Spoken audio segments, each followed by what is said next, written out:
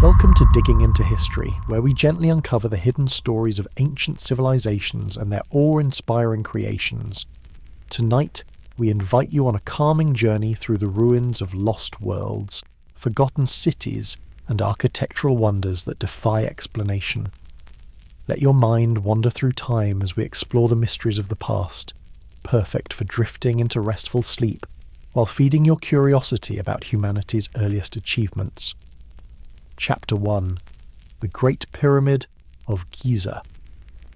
The morning sun cast long shadows across the desert landscape as a moon wiped the sweat from his brow. For 20 years he had been working on what would become the greatest monument ever built by human hands. Rising nearly 500 feet into the sky, the Great Pyramid of Khufu dominated the horizon, a perfect geometric shape of massive limestone blocks that seemed to defy explanation even to those who were building it. "How many more days until completion?" asked Cahokia, the royal architect who had been tasked with overseeing the pharaoh's eternal resting place. Amun squinted up at the nearly finished apex of the pyramid. "The capstone arrives tomorrow. If the gods favour us with good weather, we will complete Pharaoh's horizon within 3 days." Neither man could fully comprehend the magnitude of what they had accomplished. Over 2 million stone blocks, each weighing between 2 and 70 tons, precisely cut and positioned with a level of accuracy that would challenge modern builders even with their advanced technology. The Great Pyramid of Giza would stand as the tallest human-made structure on Earth for nearly 4,000 years. Yet for all its grandeur, the Great Pyramid would become one of humanity's most enduring mysteries. Professor Sarah Montgomery adjusted her hat to shield her eyes from the relentless Egyptian sun.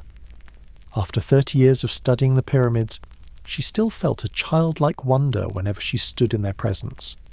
Today, she was leading a small team of archaeologists and engineers in examining anomalies recently detected by ground-penetrating radar inside the Great Pyramid.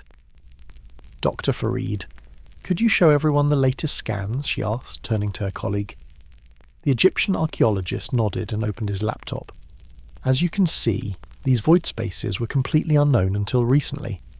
The largest one, which we've nicknamed the Grand Gallery 2, is approximately 30 metres long and situated above the original Grand Gallery. Its purpose remains completely unknown." A young engineer raised her hand. Could it be structural? Perhaps designed to relieve pressure from the weight above? Sarah shook her head. "That's one theory, but it doesn't explain the precise geometric alignment or why it would be sealed off completely. The ancient Egyptians left no records explaining their construction techniques for the pyramids, which is partly why so many alternative theories have emerged over the centuries. Like aliens, someone joked, prompting a few laughs. "People often underestimate human ingenuity," Sarah replied with a smile. "Just because we can't immediately understand how an ancient civilization accomplished something doesn't mean they had extraterrestrial help. The truth is usually more fascinating anyway." The Great Pyramid of Giza has stood on the Giza Plateau for approximately 4,500 years.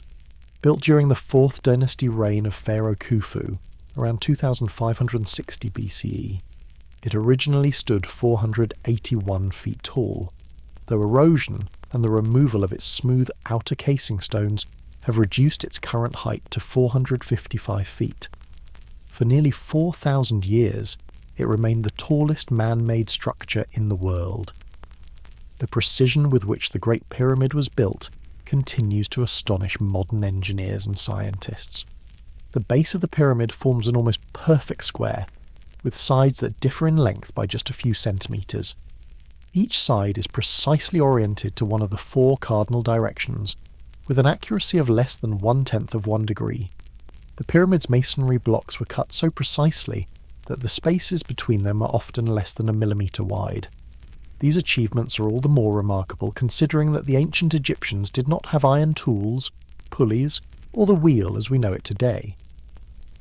They accomplished this monumental feat using copper chisels, stone hammers, wooden sledges, and an abundance of manpower, approximately 20,000 to 30,000 workers, according to modern estimates.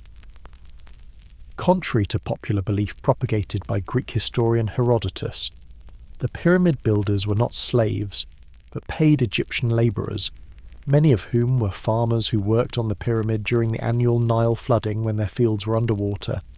Archaeological evidence from Worka, villages near the pyramids, reveals that these labourers were well fed and received medical care, with their skeletal remains showing signs of treatments for injuries sustained during construction. The original entrance to the Great Pyramid is located on the north face, about 55 feet above ground level. A descending passage from this entrance leads to an unfinished underground chamber, carved into the bedrock. From the descending passage, an ascending passage leads to the Grand Gallery, a remarkable corbelled hallway that rises to a height of 28 feet. The Grand Gallery leads to the King's Chamber, which contains a massive granite sarcophagus. Curiously, while the sarcophagus is too large to have been brought into the chamber through the passages, no mummy or treasures have ever been found inside the pyramid. It had been thoroughly looted in antiquity, long before modern archaeologists began their investigations. Above the King's Chamber are 5 small relieving chambers, designed to distribute the enormous weight of the stone above and prevent the ceiling of the King's Chamber from collapsing. The Queen's Chamber, located on a lower level, was misnamed by early explorers. Its purpose remains unknown, though it was certainly not intended as a burial place for Khufu's queen. One of the most remarkable features of the Great Pyramid is its system of air shafts. 2 narrow shafts extend from the King's Chamber to the exterior of the pyramid, and 2 similar shafts extend from the Queen's Chamber but do not reach the exterior. The purpose of these shafts has been debated for decades. Some Egyptologists suggest they were meant to allow the pharaoh's soul to ascend to the heavens, as they point towards significant stars in the ancient Egyptian cosmology. Others propose more practical purposes, such as ventilation or alignment tools during construction. But how did they move those massive stones? Asked Jason, a university student who had joined Sarah's tour group. That's the question everyone asks, Sarah replied. The honest answer is that we don't know for certain, but we have some compelling theories based on archaeological evidence. She led the group to a shaded area and unfurled a large diagram. The limestone blocks that make up most of the pyramid came from nearby quarries, but the granite blocks used for the King's Chamber were transported from Aswan, over 500 miles away. They likely used wooden boats to move them down the Nile during the annual flooding season. For moving the blocks from the quarries to the construction site, they probably used wooden sledges on lubricated tracks. Recent archaeological discoveries suggest they wetted the sand in front of the sledges, which reduced friction by up to 50%. Teams of workers would then pull the sledges with ropes. As for lifting the blocks into place, several theories exist. They may have used ramps that spiraled around the pyramid as it grew taller, or perhaps a straight ramp that was extended and elevated as construction progressed. Another theory suggests they used a series of levered lifting devices. An older man in the group frowned. I've read that modern engineers couldn't replicate the pyramid with today's technology. Sarah smiled patiently. That's a common misconception. Modern engineers absolutely could build a replica of the Great Pyramid. We have far more advanced technology than the ancient Egyptians did. The real question is whether we could build it using only the tools and methods available to the ancient Egyptians. Several experimental archaeology projects have demonstrated that many of the proposed methods are quite feasible, though the debate continues about which specific techniques were actually used. The interior of the Great Pyramid contains approximately 2.3 million stone blocks, with an average weight of 2.5 tons each. The largest blocks used in the King's Chamber weigh as much as 80 tons. The total mass of the pyramid is estimated at 5.9 million tons. Originally, the exterior of the pyramid was covered with smooth, white limestone casing stones that gave it a gleaming appearance visible from miles away. Most of these casing stones were removed in the medieval period to build mosques and fortresses in Cairo after an earthquake loosened them. The few that remain at the base of the pyramid reveal the extraordinary precision with which they were cut and fitted together. The Great Pyramid was the centerpiece of a complex that included 2 mortuary temples, 3 smaller pyramids for Khufu's queens, and several mastaba tombs for nobles. A causeway connected the pyramid complex to a valley temple near the Nile. This entire complex was just one part of the larger Giza necropolis, which includes the pyramids of Khafra and Menkaure, the Great Sphinx, and numerous other structures. As the sun began to set, casting an orange glow over the ancient stones, Sarah's team prepared to leave the site. The day's measurements and observations would be added to the vast database of information about the Great Pyramid, gradually expanding our understanding of this monumental structure. "We may never know all the secrets of the Great Pyramid," Sarah told her team as they packed up their equipment. "But each new discovery brings us closer to understanding the extraordinary people who built it." Just then, her satellite phone rang. It was her colleague, Dr. Mahmoud, calling from another excavation site near the pyramid complex. "Sarah, you need to come quickly," he said, his voice tense with excitement. "We've found something in the bedrock beneath the causeway. Some kind of chamber, and it appears to be sealed." Sarah's heart raced as she ended the call. After all these years, the Great Pyramid was still revealing its secrets. The fascination with the Great Pyramid extends far beyond academic circles. Over the centuries, it has inspired countless alternative theories about its purpose and construction, from the pseudo-scientific to the outright fantastical. Some have claimed that the pyramid was built by an advanced prehistoric civilization, or with the help of extraterrestrial beings. Others have attributed supernatural or mystical properties to the pyramid's shape and location, suggesting it was designed to harness cosmic energy or serve as a communication device with other dimensions. Pyramid power, a pseudo-scientific concept that emerged in the 1930s, proposed that pyramid shapes could preserve food, sharpen razor blades, improve health, and produce various other beneficial effects. Though thoroughly debunked by scientific testing, these ideas persist in some New Age circles. The measurements and proportions of the Great Pyramid have also been the subject of numerological interpretations. Proponents of the pyramid inch theory claimed that the dimensions of the pyramid encoded prophecies and timelines of human history. Similarly, some have suggested that the pyramid's location and orientation encode astronomical knowledge, or that it was built as an elaborate calendar or observatory. While these alternative theories might capture the imagination, they often disregard the substantial archaeological and historical evidence about the pyramid's construction and purpose. They also do a disservice to the ancient Egyptians by denying them credit for their remarkable achievements. The archaeological evidence strongly supports the mainstream view that the Great Pyramid was built as a tomb for Pharaoh Khufu during the Old Kingdom period. Hieroglyphic graffiti found in the relieving chambers above the king's chamber references Khufu's name and was likely left by the original construction workers. Additionally, the pyramid follows the established pattern of Egyptian royal tombs, albeit on a grander scale than any before or since. The complex engineering problems solved by the pyramid's builders reflect a sophisticated understanding of mathematics, astronomy and architecture, knowledge developed incrementally over generations. The progression from early mastaba tombs to step pyramids and finally to true pyramids demonstrates a logical evolution of Egyptian funerary architecture rather than a sudden leap that would suggest outside influence. Moreover, archaeological discoveries in the workers' villages near the pyramids have provided insights into the social organisation that made such monumental construction possible. Evidence of a highly structured workforce with specialised skills and adequate sustenance supports the view that the pyramid was built by human effort, organised on an unprecedented scale.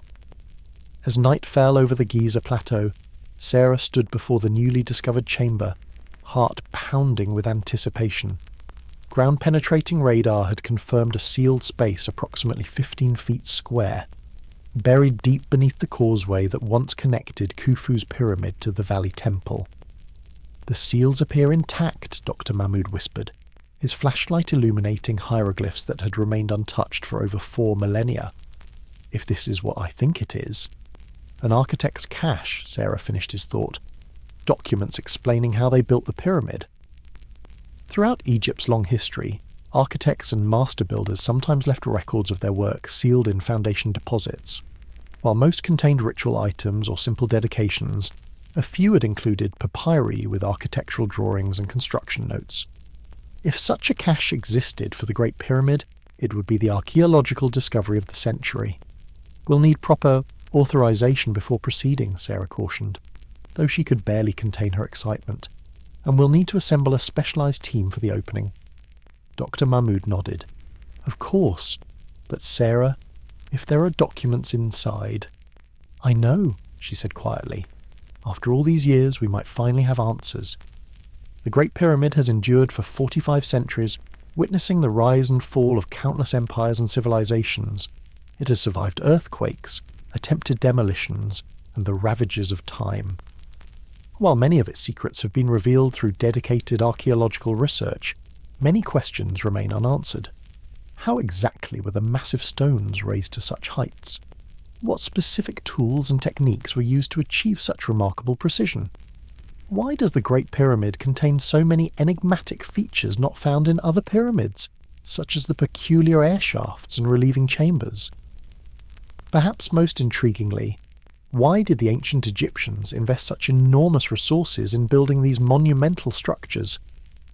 The traditional explanation that they were designed as eternal resting places that would ensure the pharaoh's successful journey to the afterlife accounts for the basic purpose, but may not fully explain the extraordinary scale and precision of the Great Pyramid. Some Egyptologists have suggested that the pyramids also served as powerful symbols of the pharaoh's divine authority and the state's ability to marshal resources, thereby reinforcing social cohesion. Others have proposed that their construction provided employment for farmers during the annual Nile flooding, when agricultural work was impossible. Whatever additional purposes they may have served, the pyramids stand as testament to humanity's enduring desire to create monuments that transcend individual lifetimes, to reach, literally and figuratively, toward the heavens. 3 months later, a small team of specialists gathered in a specially constructed laboratory near the Giza plateau. After careful planning and preparation, the sealed chamber had been opened using techniques designed to preserve its contents. Inside, they had discovered several sealed ceramic containers, carefully removed and transported to the lab for analysis. Sarah watched as Dr. Elias, an expert in ancient documents, carefully extracted a roll of papyrus from one of the containers. Using specially designed tools and working in a controlled environment to prevent deterioration, he gently unrolled the fragile material. "It's in remarkably good condition," he murmured, examining the hieratic script that covered the papyrus. The dry conditions in the sealed chamber preserved it almost perfectly. As Dr. Elias began translating the ancient text, the room fell silent. After several minutes he looked up, his expression a mixture of awe and disbelief. "It's a record from the overseer of works, a man named Marais," he said. He describes the transportation of the casing stones from Tura to Giza in the final stages of the pyramid's construction. And here, he pointed to a detailed drawing, appears to be a schematic of the lifting mechanism they used for the upper levels. Sarah leaned forward, hardly daring to breathe. The drawing showed an ingenious system of counterweights and sliding cradles that could be operated by relatively small teams of workers to move massive stones up the face of the pyramid. "There's more, Doctor," Elias continued, carefully unrolling another section. He mentions the water lifters, which seems to refer to some kind of hydraulic system used to assist with the heaviest blocks. As the team worked through the night translating and documenting their extraordinary find, Sarah reflected on how this discovery would transform our understanding of ancient Egyptian engineering.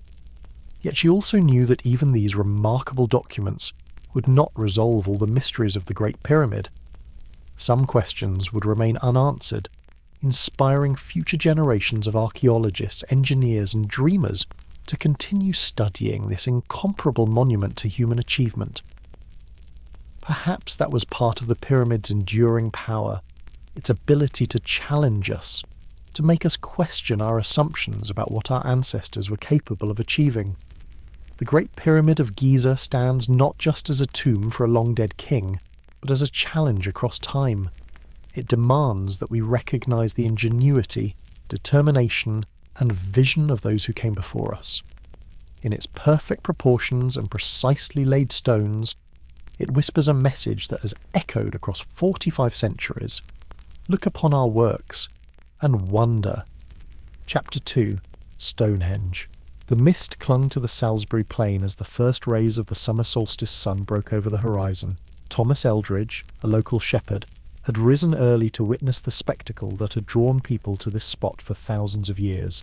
As the golden light pierced through the ancient stone archways of Stonehenge, he felt a shiver run down his spine. For a brief moment he could almost imagine the Druids of old performing their mysterious rituals amid the massive stone circle.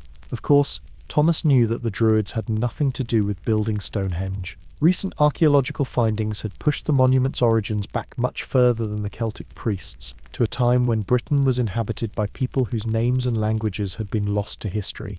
Yet the mystery of how and why these prehistoric people had created such a monumental structure continued to captivate the imagination of locals and visitors alike. Dr. Eleanor Wright adjusted her glasses as she surveyed the ancient monument from the visitor's path. After 15 years studying Stonehenge, the sight of those massive stones silhouetted against the English sky still filled her with wonder. Today she was leading a special archaeological tour for a group of university students and amateur enthusiasts. Stonehenge was constructed in several phases spanning nearly 1,500 years, she explained to the attentive group. The earliest version was a simple circular earthwork enclosure, built around 3000 BCE during the late Neolithic period. The iconic stone structure we see today began to take shape around 2600 BCE, with further modifications continuing until about 1600 BCE. A young woman raised her hand. "Is it true that the blue stones came all the way from Wales?" Eleanor nodded. "Exactly right. The smaller blue stones, which weigh about 4 tons each, were transported from the Preseli Hills in Wales, nearly 180 miles away. The larger sarsen stones, which weigh up to 30 tons, came from Marlborough Downs, about 20 miles to the north." "But how did they move them?" asked an elderly man at the back of the group. "They didn't have wheels or modern technology. That's one of the great mysteries of Stonehenge," Eleanor replied. "For the Welsh blue stones, they likely used a combination of land and water routes, perhaps dragging them on wooden sledges over land and floating them on rafts along rivers and coastal waters. For the massive sarsen stones, they probably used sledges, rollers, and a lot of human power. Recent experiments have shown it's quite possible with organized teams of people." The group moved closer to the stone circle, staying behind the protective rope barrier that kept visitors from touching the ancient stones. Eleanor continued her explanation, pointing out the precision with which the monument had been constructed. "Notice how the stones are arranged in perfect concentric circles and horseshoes. The sarsen stones are connected by horizontal lintels that sit atop the vertical pillars, using a sophisticated woodworking joinery technique called mortise and tenon. The stones were carefully shaped using stone hammers and chisels to create smooth, curved surfaces, and most remarkably, the entire structure is aligned with celestial events, particularly the midsummer sunrise and midwinter sunset." Stonehenge stands on Salisbury Plain in Wiltshire, England, about 90 miles southwest of London. Its current configuration consists of a circular arrangement of standing stones, some topped with horizontal lintels, surrounded by a circular earthwork enclosure. In its complete form, it would have included an outer circle of 30 upright sarsen stones topped with lintels, an inner horseshoe arrangement of 5 trilithons, pairs of uprights with a lintel, and various smaller stone arrangements and earthworks. Many of the stones are no longer in their original positions, having fallen or been removed over the centuries. Of the original 30 stones in the outer sarsen circle, only 17 remain upright. The monument has suffered from erosion, human interference, and even souvenir hunters who chipped off pieces of the stones in the 18th and 19th centuries before the site came under legal protection. Despite its damaged state, Stonehenge remains one of the most recognizable and significant prehistoric monuments in the world. It was designated a UNESCO World Heritage Site in 1986 and continues to attract over 1 million visitors annually. The construction of Stonehenge represents an extraordinary feat of prehistoric engineering and collaboration. The sarsen stones, which form the iconic outer circle and inner horseshoe, each weigh between 20 and 30 tons. They were transported approximately 20 miles from the Marlborough Downs, likely using sledges and rollers. Even more impressive is the journey of the blue stones, which weigh about 4 tons each. These stones originated in the Preseli Hills of southwestern Wales, nearly 180 miles from Stonehenge. Recent geological analysis has pinpointed their source to specific outcrops, confirming that they were deliberately selected and transported this remarkable distance. Some theories suggest they were first carried over land to the Bristol Channel, then transported by water along the Bristol Channel, and up the River Avon, before being dragged overland again to the Stonehenge site. The precision with which the stones were shaped and positioned reveals a sophisticated understanding of geometry and construction techniques. The sarsen stones were carefully worked to create smooth, curved surfaces. The lintels that connect the upright stones were shaped with a slight curvature to follow the circular arrangement of the monument, and were secured using mortise and tenon joints, a technique typically associated with woodworking rather than megalithic construction. Most impressively, the entire structure was aligned with astronomical events. The main axis of Stonehenge aligns with the midsummer sunrise and the midwinter sunset, suggesting that its builders had a detailed understanding of the movements of the sun throughout the year. Some researchers have also identified possible lunar alignments within the monument's design. All of this was accomplished without metal tools, written plans, or wheeled vehicles, making Stonehenge one of the most impressive achievements of prehistoric human society. The question that continues to fascinate archaeologists and the public alike is why Stonehenge was built. Eleanor told her group as they circled around the monument. What purpose did it serve that justified such an enormous investment of time and labor? Wasn't it some kind of ancient observatory? Asked a middle-aged woman in a raincoat. That's one theory, Eleanor replied. The astronomical alignments certainly suggest that tracking celestial events was at least one of its functions. However, recent evidence points to a more complex set of purposes. She led the group to a vantage point where they could see the broader landscape surrounding the monument. Stonehenge wasn't built in isolation. It was part of a much larger sacred landscape that included numerous burial mounds, processional avenues, and other henges and stone circles. Recent excavations have revealed that Stonehenge was connected to the nearby River Avon by a ceremonial avenue, suggesting it was part of a ritual journey. The area around Stonehenge contains hundreds of burial mounds known as barrows, many of which date to the same period as the monument. Excavations within Stonehenge itself have uncovered cremated human remains, suggesting it functioned partly as a cemetery for high-status individuals. Analysis of these remains shows that some of the people buried here came from considerable distances away, indicating that Stonehenge was a place of pilgrimage. So it was a burial site? A young man asked. Partly yes, but likely much more, Eleanor explained. Current thinking suggests that Stonehenge served multiple purposes: a celestial observatory, a burial site for elite members of society, a place of healing, a location for communal gatherings and ceremonies, and possibly a symbol of tribal or regional unity. She pointed to the heel stone, a large unworked stone that stands outside the main circle. During the summer solstice, when viewed from the center of the monument, the sun rises directly over that stone. This suggests that Stonehenge may have been used to mark important seasonal changes that would have been crucial for agricultural communities. The history of Stonehenge extends far beyond its construction period.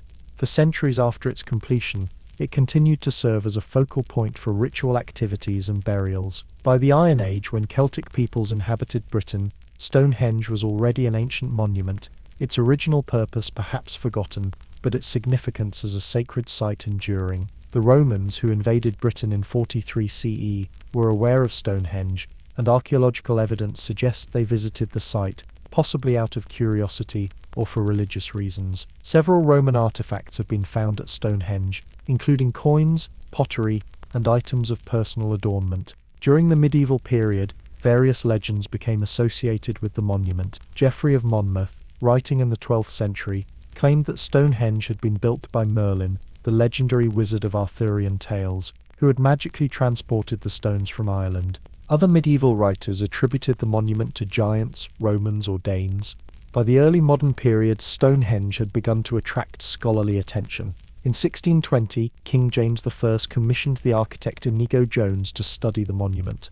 Jones concluded that it had been built by the Romans as a temple dedicated to the sky god Caelus. In the 18th century, antiquarian William Stukeley proposed that Stonehenge had been built by the Druids, a theory that gained widespread popularity despite its historical inaccuracy. The first scientifically informed excavations at Stonehenge were conducted in the late 19th and early 20th centuries. In 1918, the site was gifted to the British nation by its last private owner, Cecil Chubb, who had purchased it at auction 3 years earlier. Since then, it has been maintained as a public monument, undergoing various restoration efforts to stabilize and preserve the remaining stones. Is it true that people used to be allowed to touch the stones? asked a teenager in the group. Eleanor smiled. Yes, until relatively recently, visitors could walk right up to and among the stones. However, due to concerns about erosion and vandalism, public access to the stone circle itself has been restricted since 1977, except during special access visits that can be arranged outside normal visiting hours. She showed the group a black and white photograph from the 1960s depicting people picnicking and climbing on the ancient stones. The way we interact with and preserve archaeological sites has changed dramatically over the past century, as we've developed a greater understanding of their historical importance and fragility. Recent archaeological investigations have continued to reveal new information about Stonehenge and its surrounding landscape.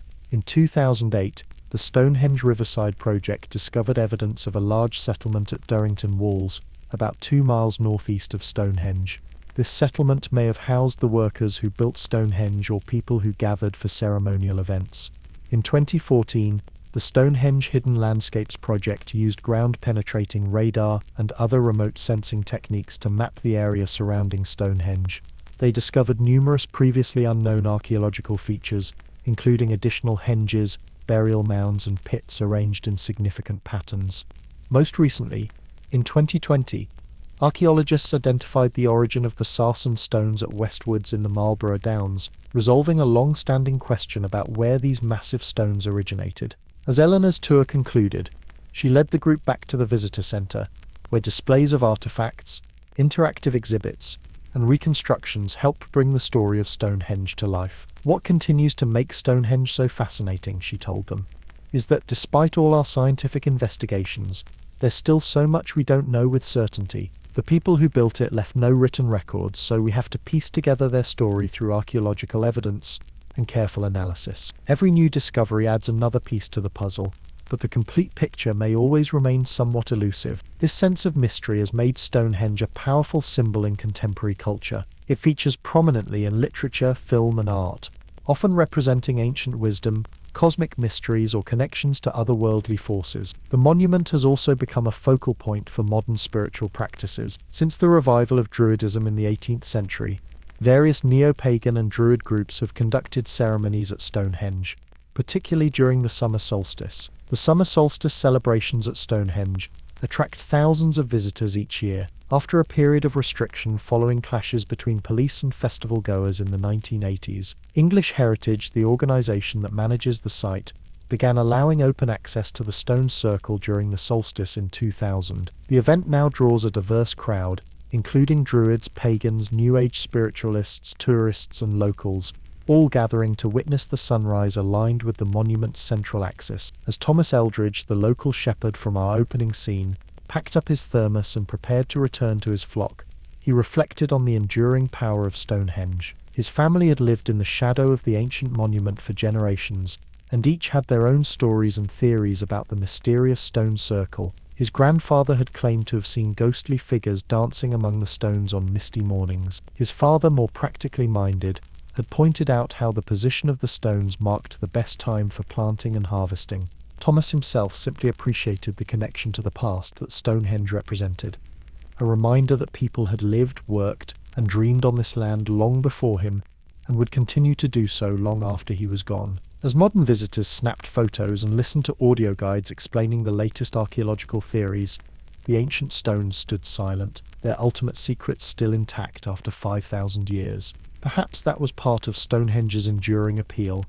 Like all great mysteries, it invited each generation to seek their own answers, to form their own connection with the enigmatic stone circle on Salisbury Plain. Eleanor Wright's research continued to focus on understanding the broader context of Stonehenge within prehistoric British society. The monument hadn't existed in isolation, but had been the centerpiece of a landscape filled with ceremonial structures, settlements, and burial sites. By studying this wider picture, archaeologists were gradually building a more comprehensive understanding of the society that had created Stonehenge and the role the monument had played in their world. Recent isotope analysis of human remains found near Stonehenge had revealed that some individuals had travelled from as far away as the Scottish Highlands, Wales, and possibly continental Europe to visit or be buried near the monument. This suggested that Stonehenge's significance had extended far beyond the local region, making it perhaps one of the earliest examples of a pilgrimage site in Europe. The engineering knowledge required to build Stonehenge also raised intriguing questions about the exchange of ideas and technologies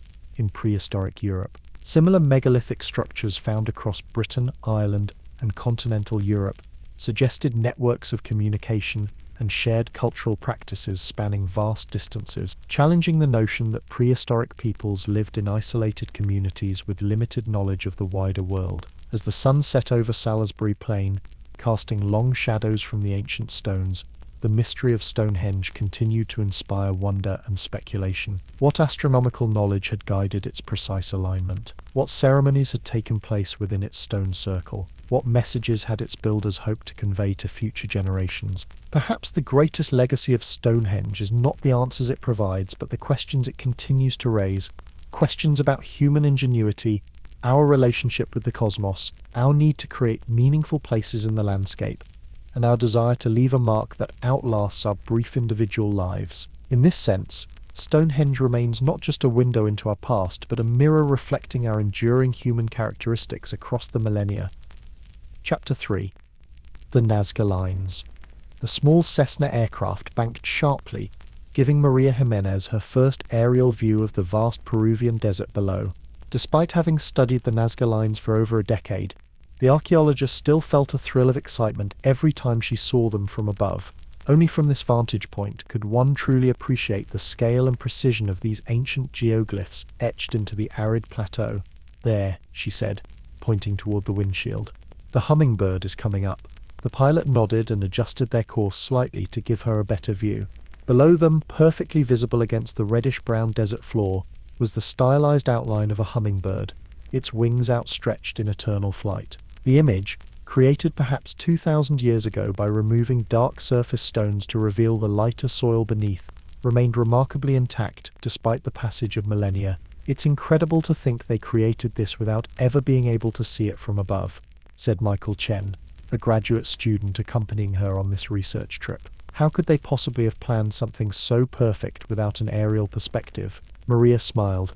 "That's just one of the many mysteries of the Nazca Lines that we're still trying to solve." The Nazca Lines stretch across approximately 350 square miles of the arid plateau between the towns of Nazca and Pulpa in southern Peru. This vast collection of geoglyphs includes hundreds of geometric shapes, straight lines running for miles, and roughly 70 biomorphic designs depicting animals, plants, and anthropomorphic figures. Some of the animal figures measure more than 660 feet across, while the longest straight lines run for nearly 30 miles. Despite their enormous size, the Nazca Lines remained largely unknown to the outside world until the advent of commercial aviation in the 1920s, when pilots flying over the region noticed the strange markings on the ground. In the 1940s, American historian Paul Cahokia began the first serious academic study of the lines, dubbing them the largest astronomy book in the world, after noticing that some seemed aligned with celestial events like solstices. German mathematician and archaeologist Maria Reich expanded on Cahockia's work, dedicating her life to studying, documenting and preserving the Nazca Lines. Living in a small house near the lines from the 1940s until her death in 1998, Reich mapped many of the geoglyphs and proposed that they functioned as an astronomical calendar related to agriculture. She also fought tirelessly for their protection, often sweeping the lines clean with a broom to maintain their visibility and advocating for their recognition as a protected cultural site.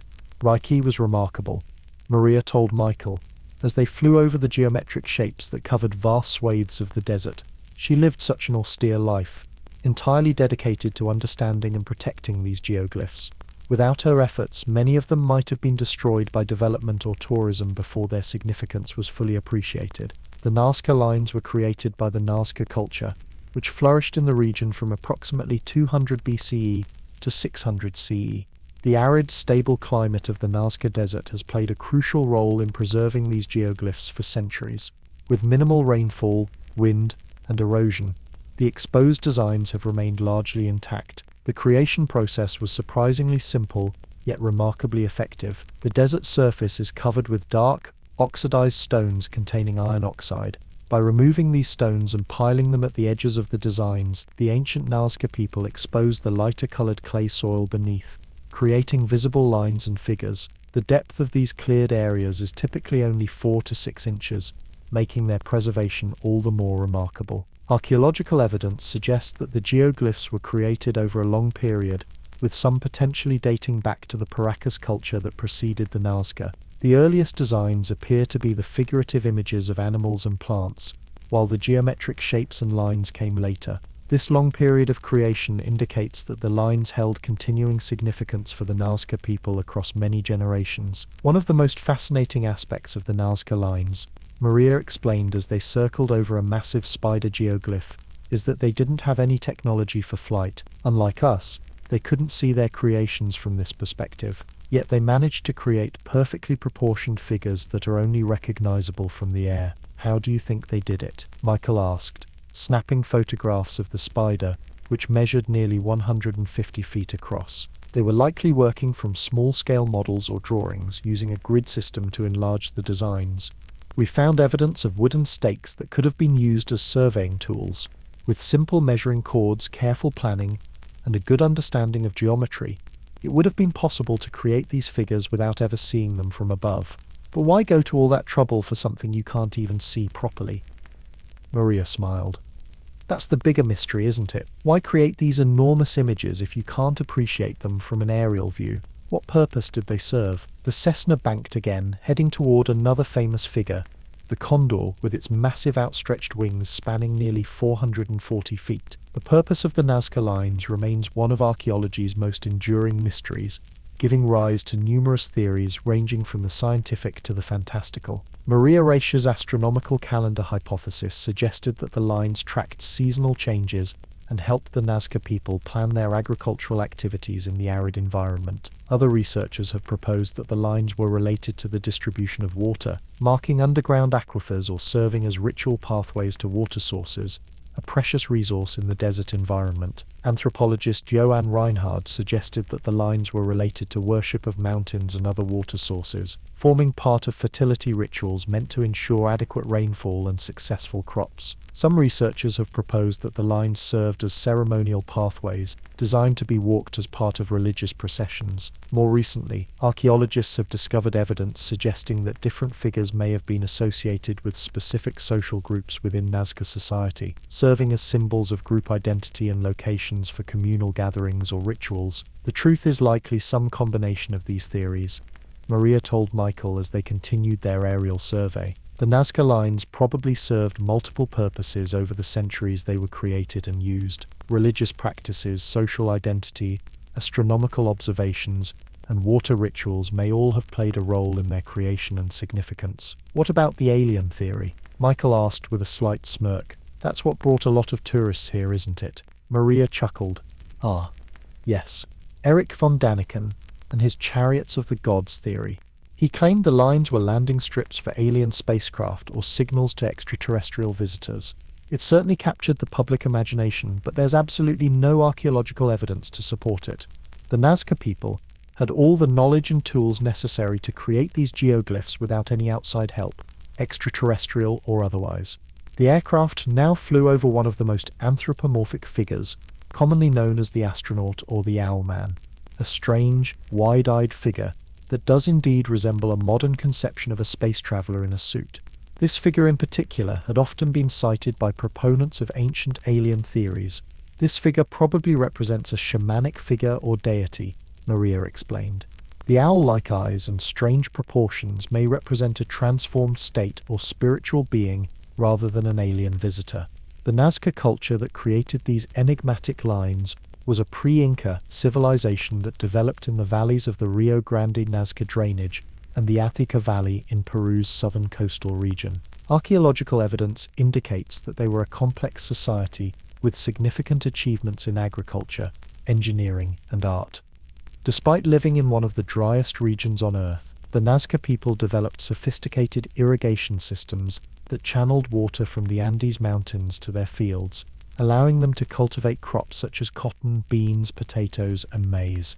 They constructed puquios, underground aqueducts, some of which still function today, that accessed underground water sources and helped sustain their communities in the harsh desert environment. Nazca pottery is renowned for its vibrant polychrome designs, featuring mythological beings, animals, and scenes from daily life. Many of the same motifs found on their ceramics appear in the geoglyphs etched into the desert floor, suggesting a strong connection between their artistic traditions and the creation of the lines. Unlike some of their contemporaries in the region, the Nazca did not build large urban centers. Instead, they lived in small settlements scattered throughout the river valleys. Their society appears to have been organized around ceremonial centers where religious rituals and community gatherings took place. The Nazca were remarkably adaptable people, Maria explained as the plane circled back toward the airstrip. They thrived in one of the world's most challenging environments by developing innovative solutions to water scarcity and agricultural challenges. The lines may have been part of their spiritual response to these environmental challenges, a way of communicating with deities or cosmic forces that controlled the rain and water they depended on. The small aircraft began its descent toward the airstrip near the town of Nazca. As they prepared for landing, Maria pointed out a modern water management system visible from the air, a stark reminder of how water remains a precious resource in this arid region, just as it was for the ancient Nazca people. After landing, Maria and Michael drove to an area where they could observe some of the lines from ground level. From this perspective, most of the figures were impossible to discern. Only straight lines stretching across the desert floor were visible, disappearing over the horizon. "It's remarkable how different they look from down here," Michael observed. "You really can't tell what they are at all."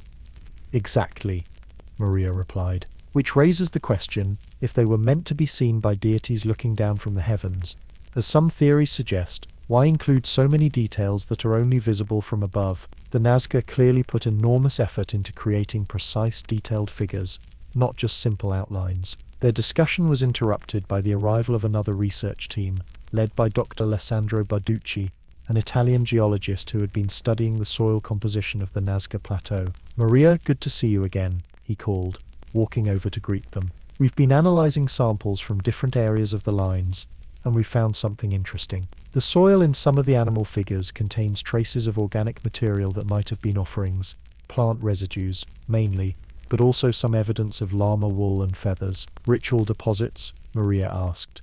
Her interest piqued.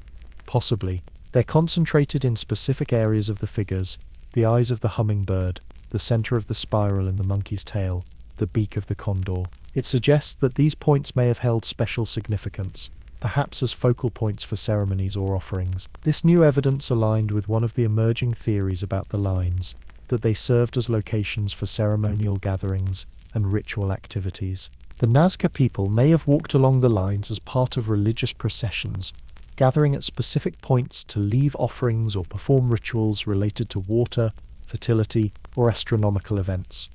The disappearance of the Nazca civilization around 600 CE coincided with a period of ecological instability marked by severe floods and droughts. Some researchers have suggested that deforestation and environmental degradation may have contributed to the civilization's decline, as the removal of harango trees for agricultural expansion destabilized the fragile desert ecosystem. Others point to evidence of social unrest and conflict during this period, possibly triggered by resource scarcity. Whatever the causes, the Nazca culture gradually faded, and the purpose and meaning of the lines they created were lost to time. For centuries, the lines remained visible yet largely unnoticed, traversed by travelers who likely perceived them as ancient paths without recognizing their true extent or significance. Local indigenous people maintained some folklore about the lines, but detailed knowledge of their creation and purpose had been lost. It wasn't until 1927 when Peruvian archaeologist Toribio Mejia Gesispe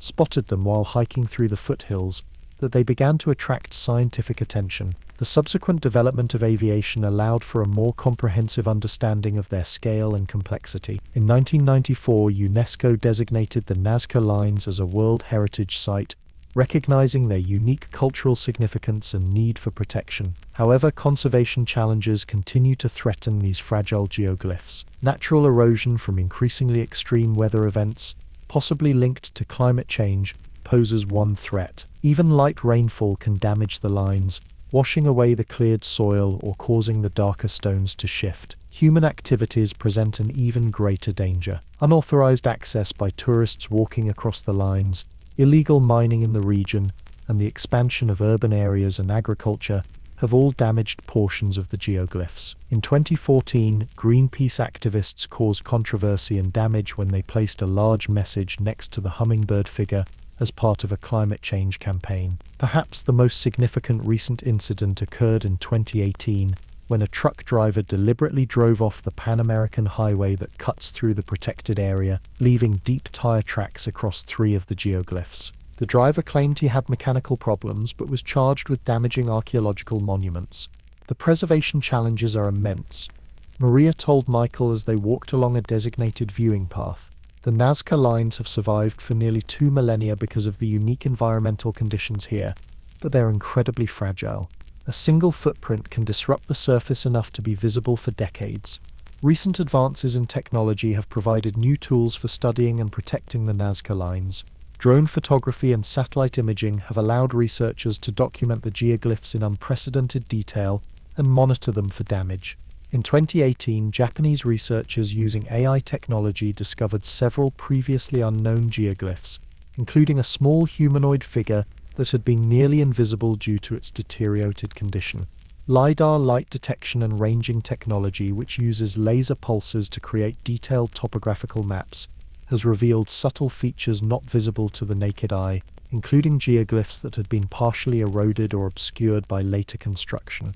The most exciting development, Maria explained as they returned to their vehicle, is that we're finally beginning to understand the Nazca Lines in their broader cultural context. Rather than seeing them as isolated phenomena, we're recognizing how they connected to settlements, ceremonial centers, and water sources. They were part of a complex cultural landscape that reflected the Nazca people's understanding of their environment and cosmos. As the sun began to set over the desert, casting long shadows across the ancient lines, Maria reflected on how much remained to be discovered. Despite decades of research, new geoglyphs were still being identified, and the full extent of the Nazca people's creation might never be completely documented. What fascinates me most, she told Michael as they watched the desert take on the golden hue of sunset, is that the Nazca Lines represent such an enormous investment of time and effort for a society that was constantly struggling with water scarcity and survival in a harsh environment. Whatever motivated them to create these geoglyphs must have been incredibly important to their worldview and beliefs. In the distance, a tour group gathered at one of the metal observation towers that allow visitors to view some of the lines without walking on them. The excited voices carried across the quiet desert as they spotted the outlines of a lizard and a tree. People are still fascinated by these mysterious lines, thousands of years after they were created, Michael observed. I guess in that way, the Nazca achieved a kind of immortality. Maria nodded. They created something that has transcended time and cultural boundaries. Whatever their original purpose, the Nazca Lines now connect us to those ancient people, making us ponder the same questions about our relationship to the earth, the cosmos, and the divine that they may have been exploring. As they drove back toward the town, the last light faded from the sky, and stars began to appear overhead. Somewhere in that vast, dark desert, invisible in the night, the ancient figures of animals, plants, and geometric shapes lay silent beneath the same stars that had guided their creation 2 millennia ago. Their ultimate purpose still a whisper from the past that archaeologists like Maria were still striving to hear. Chapter 4. Göbekli Tepe.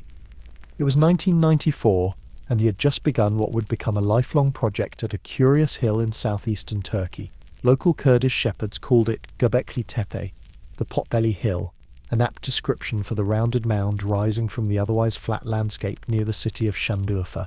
Schmidt wasn't the first archaeologist to visit the site. In the 1960s, a joint Turkish-American survey team had noted the presence of worked limestone and flint, but they had mistaken it for a Byzantine cemetery. For decades after, the hill remained untouched by archaeological investigation, its secrets buried beneath millennia of accumulated soil and debris. But Schmidt had a hunch there was more to this site. As he directed the first test excavations, his team uncovered something that would fundamentally challenge our understanding of prehistoric human societies.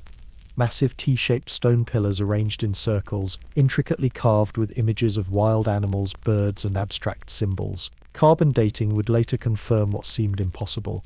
These sophisticated structures were approximately 11,500 years old, making them the world's oldest known monumental architecture. They predated Stonehenge by 6,000 years and the Egyptian pyramids by 7,000 years. Most strikingly, they were built by hunter-gatherers, not by settled agricultural communities as conventional archaeological theory would have predicted. This changes everything, Schmidt whispered to himself as he gently brushed dirt from the carved surface of a limestone pillar depicting foxes, boars, and birds of prey. Everything we thought we knew about the origins of civilization. 25 years later, Dr. Alif Bahar stood in almost the same spot, now protected by a modern canopy to shield the excavation from the elements. As the current director of the Göbekli Tepe research project, she felt the same sense of awe that Schmidt had experienced, even though the site had been under continuous investigation for more than 2 decades. It's still revealing new secrets, she told the graduate students who had joined this season's excavation. Just when we think we understand its significance, we discover something that forces us to reconsider our theories. Göbekli Tepe sits at an elevation of about 760 meters, 2,500 feet above sea level, on the highest point of a mountain ridge in the southeastern Anatolia region of Turkey. From this vantage point, it commands an impressive view of the surrounding landscape, with the Taurus Mountains visible to the north and the Harran Plain to the south. This prominent location suggests it was deliberately chosen to be visible from a distance, perhaps as a gathering place for dispersed communities or as a pilgrimage site. The site consists of several circular and oval-shaped enclosures containing massive T-shaped pillars arranged in rings. The largest pillars weigh up to 20 tons and stand 5.5 meters, 18 feet tall. At the center of each enclosure stand 2 even larger pillars facing each other. The site was built in phases, with the oldest and most elaborate structures dating to the pre-pottery Neolithic A period, 9,600–8,800 BCE, and later, slightly less monumental structures dating to the pre-pottery Neolithic B period, 8,800–7,000 BCE. What makes Göbekli Tepe truly extraordinary is not just its age, but the level of artistic and engineering sophistication it displays. The pillars are adorned with detailed carvings of wild animals, including lions, bulls, foxes, gazelles, snakes, scorpions, and numerous bird species, particularly vultures. Abstract symbols and pictograms also appear, possibly representing an early form of proto-writing or symbolic communication. These carvings were executed with remarkable skill, especially considering they were created with stone tools. The people who built Göbekli Tepe had not yet developed metal tools. The level of artistry suggests a rich cultural tradition and worldview, one that placed significant importance on the natural world and perhaps on a complex mythological or cosmological understanding of reality. Each of these pillars tells a story, Elif explained to her students as they examined a particularly elaborate carving of a vulture appearing to hold a sphere or disc. But it's a story in a language we don't fully understand yet. The animals and symbols clearly held special meaning for the people who created them, but we're still working to decipher that meaning. One of the students, a young woman named Ayla, pointed to another pillar. This one seems to depict a headless human with an erection. And here's what looks like a severed head. Do you think these could represent some kind of ritual sacrifice? Alif nodded, thoughtfully. Is one possibility.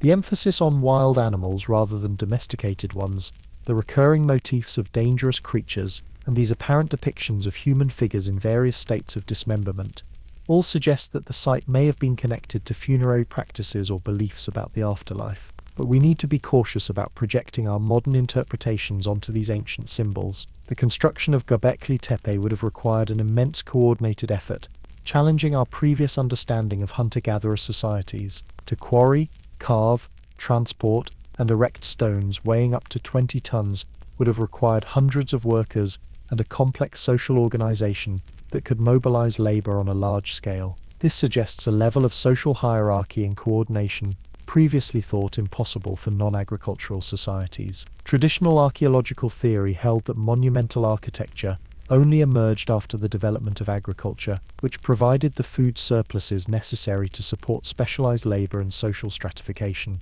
Göbekli Tepe inverts this narrative. Here was a monument built by hunter-gatherers, seemingly before the advent of agriculture in the region. This has led to a revolutionary hypothesis. Perhaps it wasn't agriculture that led to complex society and monumental architecture, but rather the reverse. The collective effort required to build and maintain a site like Göbekli Tepe might have been the catalyst that led dispersed hunter-gatherer groups to settle down and intensify their food production strategies, eventually leading to the development of agriculture. Think about it, Elif told her students as they sat in the shade during their lunch break. If hundreds or even thousands of people were gathering here periodically for ceremonies or communal activities, feeding them would have been a significant challenge. The need to provide food for large gatherings might have spurred innovations in food collection and eventually cultivation. This theory is supported by the site's location in the Fertile Crescent, the region where some of the earliest evidence of domesticated wheat and barley has been found, dating to roughly the same period as Göbekli Tepe's construction. The wild ancestors of these crops grew naturally in the hills surrounding the site, making it a prime location for early experiments with plant cultivation. Intriguingly, Göbekli Tepe appears to have been deliberately buried around 8000 BCE, after being in use for nearly 2,000 years. Layer upon layer of sediment, mixed with limestone fragments, flint tools, and animal bones, was brought in to cover the structures, not as a result of natural accumulation, but as an intentional backfilling. This act of burial preserved the site remarkably well, but raises the question, why would a community invest so much effort in building these structures only to carefully bury them later? It may have been a ritual closing, Elif suggested.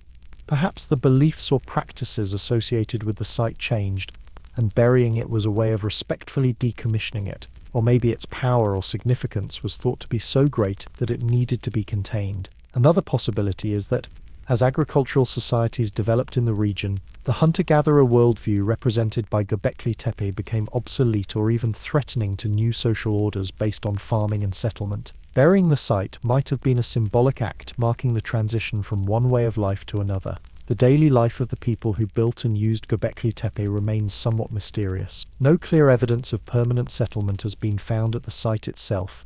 No houses, hearths or middens, garbage dumps that would indicate people lived there year-round. This supports the theory that it was primarily a ceremonial center, visited periodically by surrounding communities, rather than permanently inhabited. Archaeological evidence from the site and nearby contemporaneous settlements provides some insights into the society that created Göbekli Tepe. They were hunter-gatherers who relied on wild game and gathered plants for sustenance. The bones found at the site primarily come from wild animals, including gazelle, aurochs, wild cattle, and wild boar. Stone tools found at the site include projectile points for hunting, scrapers for processing hides, and grinding stones that may have been used to process wild grains and nuts. Despite not practicing agriculture, these people were not simple nomads constantly on the move. They likely lived in semi-permanent settlements in the region, following seasonal rounds but returning to established camps. The level of social organization required to build Göbekli Tepe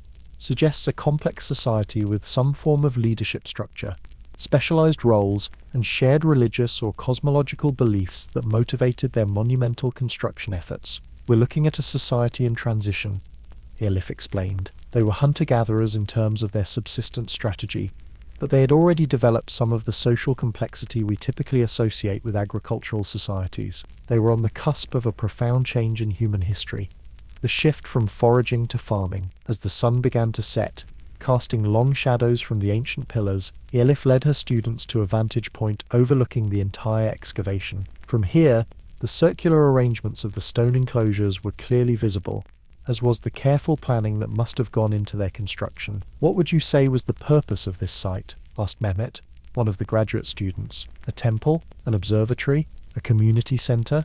Elif smiled. Perhaps all of those, or none. Our modern categories might not neatly apply to a structure built by people with a completely different worldview, but based on the evidence, I believe it was primarily a ceremonial site with spiritual significance. She pointed to the various enclosures, the focus on wild and often dangerous animals in the carvings, the possible depictions of human sacrifice or death, the astronomical alignments of some of the structures.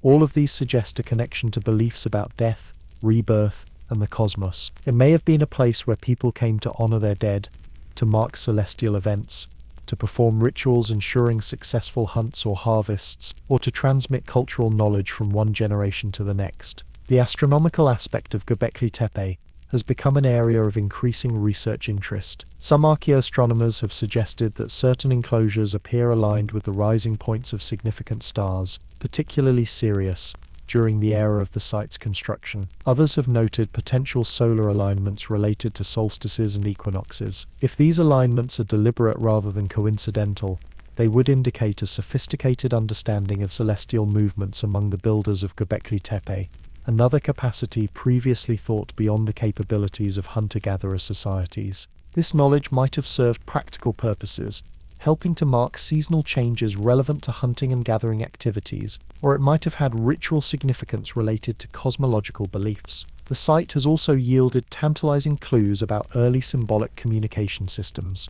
In addition to the elaborate animal carvings, simpler abstract symbols appear repeatedly across different pillars. These include H-shapes, circles, crescents, and rows of dots or cups. While not writing in the formal sense, these may represent an early form of symbolic notation or communication, a proto-writing system that conveyed specific meanings to those initiated in their interpretation. We see similar symbols at other sites in the region from roughly the same period, Elif noted. This suggests a shared symbolic language across a wider cultural area. These weren't just decorative elements, they were communicating something specific, though we can only speculate about their exact meanings. As excavations at Göbekli Tepe continue, new discoveries regularly add pieces to the puzzle. Ground-penetrating radar has revealed that only about 5 to 10% of the site has been excavated to date, with at least 20 more circular enclosures still buried beneath the surface. Each new area uncovered provides more data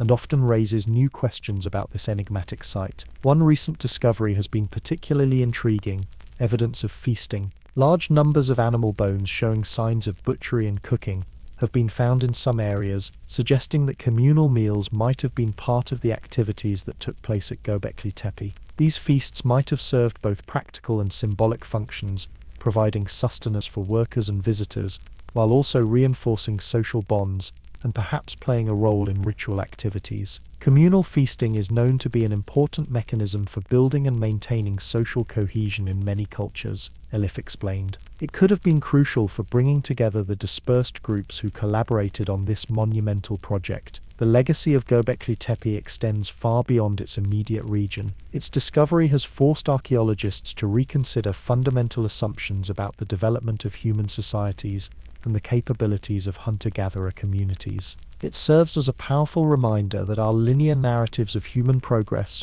from simple to complex, from nomadic to settled, often fail to capture the true complexity and diversity of past societies. Moreover, the site's sophisticated symbolism offers a rare window into the spiritual and intellectual life of early Holocene communities. The elaborate animal carvings suggest a worldview in which humans saw themselves as deeply connected to and perhaps dependent on the wild creatures with which they shared the landscape. The recurring motifs of dangerous animals might reflect concerns about survival, efforts to harness the power of these creatures symbolically, or complex mythological narratives that we can now only glimpse fragmentarily. One of the most important lessons of Göbekli Tepe, Elif told her students as they prepared to leave the site for the evening, is humility. It reminds us that our ancestors were just as intelligent, creative, and capable as we are, even if they expressed those capacities differently. Their world may have been more enchanted than ours, more filled with spirits and powers and meanings embedded in the natural world,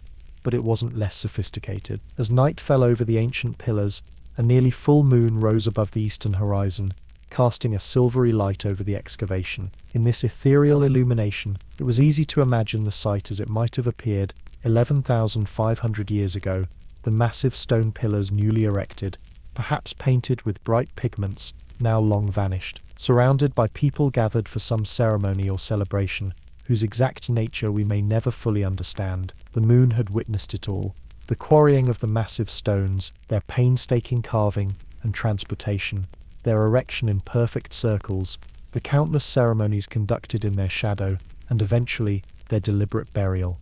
Now, it watched as modern archaeologists slowly, carefully uncovered these ancient secrets, attempting to piece together the story of a society that had deliberately created a monument meant to last beyond their lifetimes. In the morning, Elif and her team would return to their careful work, brushing away soil grain by grain, documenting each find with photographs and measurements, debating interpretations with colleagues.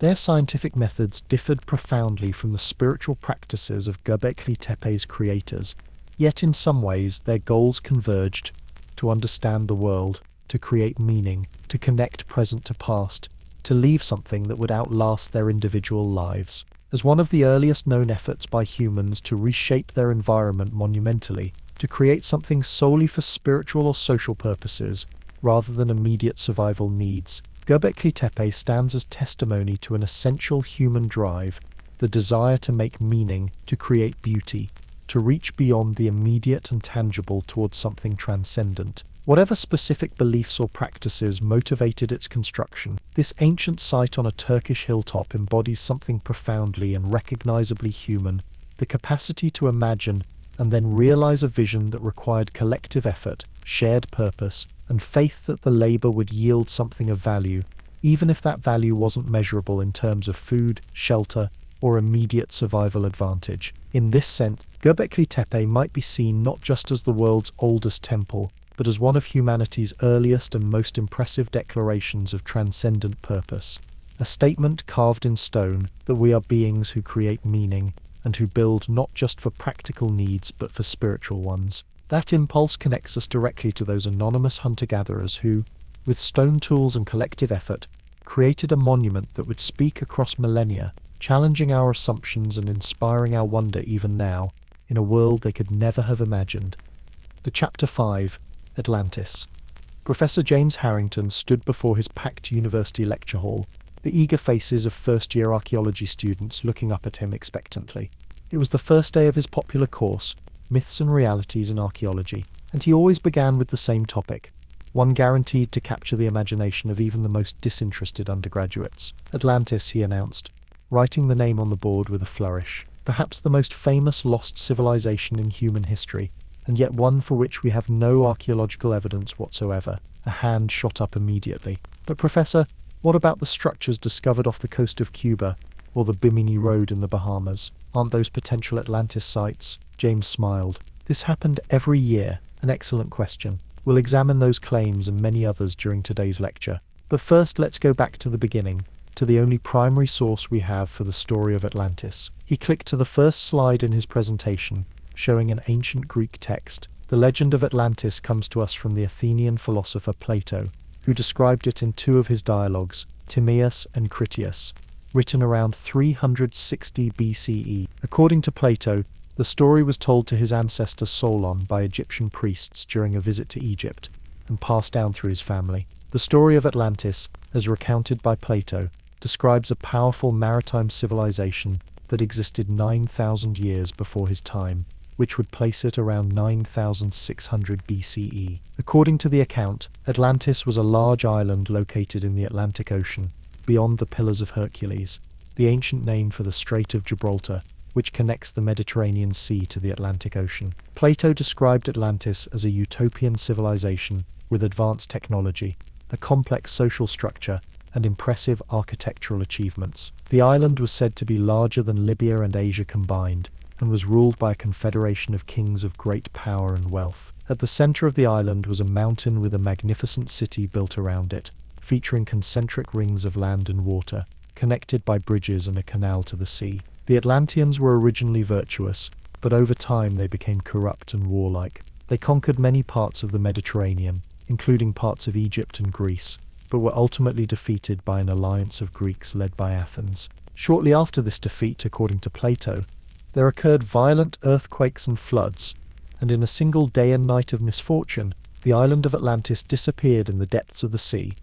Now, what makes this story so compelling, James continued, is how detailed and specific Plato's account is. He provides geographic descriptions, architectural details, even aspects of Atlantean law and social structure. This level of detail has led many to believe that the story must be based on some historical truth, rather than being pure invention. James clicked to his next slide, which showed a map of various proposed locations for Atlantis from the past few centuries.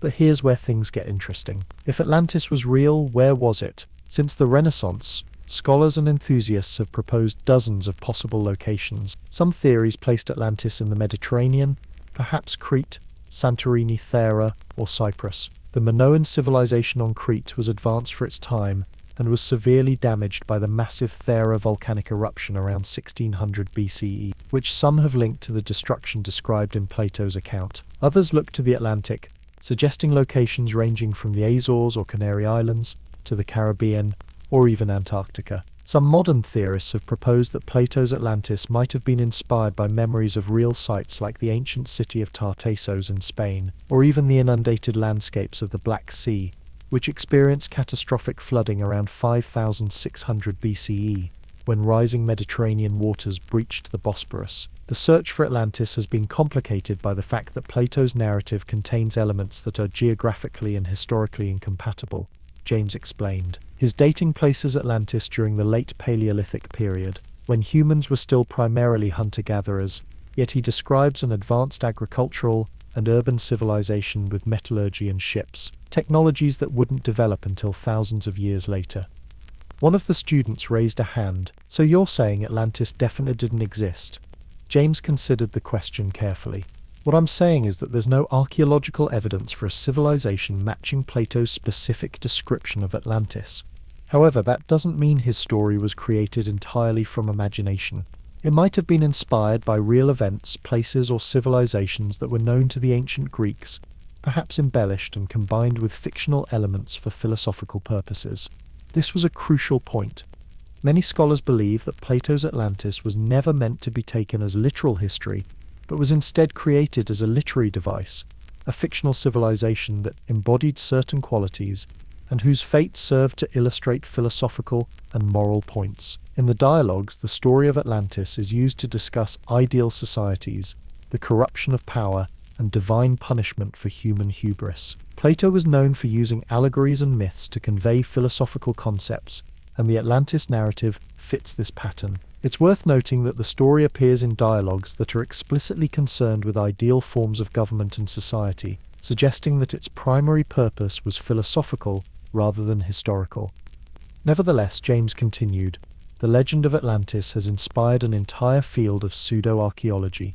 There have been countless expeditions, books, documentaries, and theories devoted to finding the real Atlantis. He clicked to a slide showing newspaper headlines about supposed Atlantis discoveries from the past century.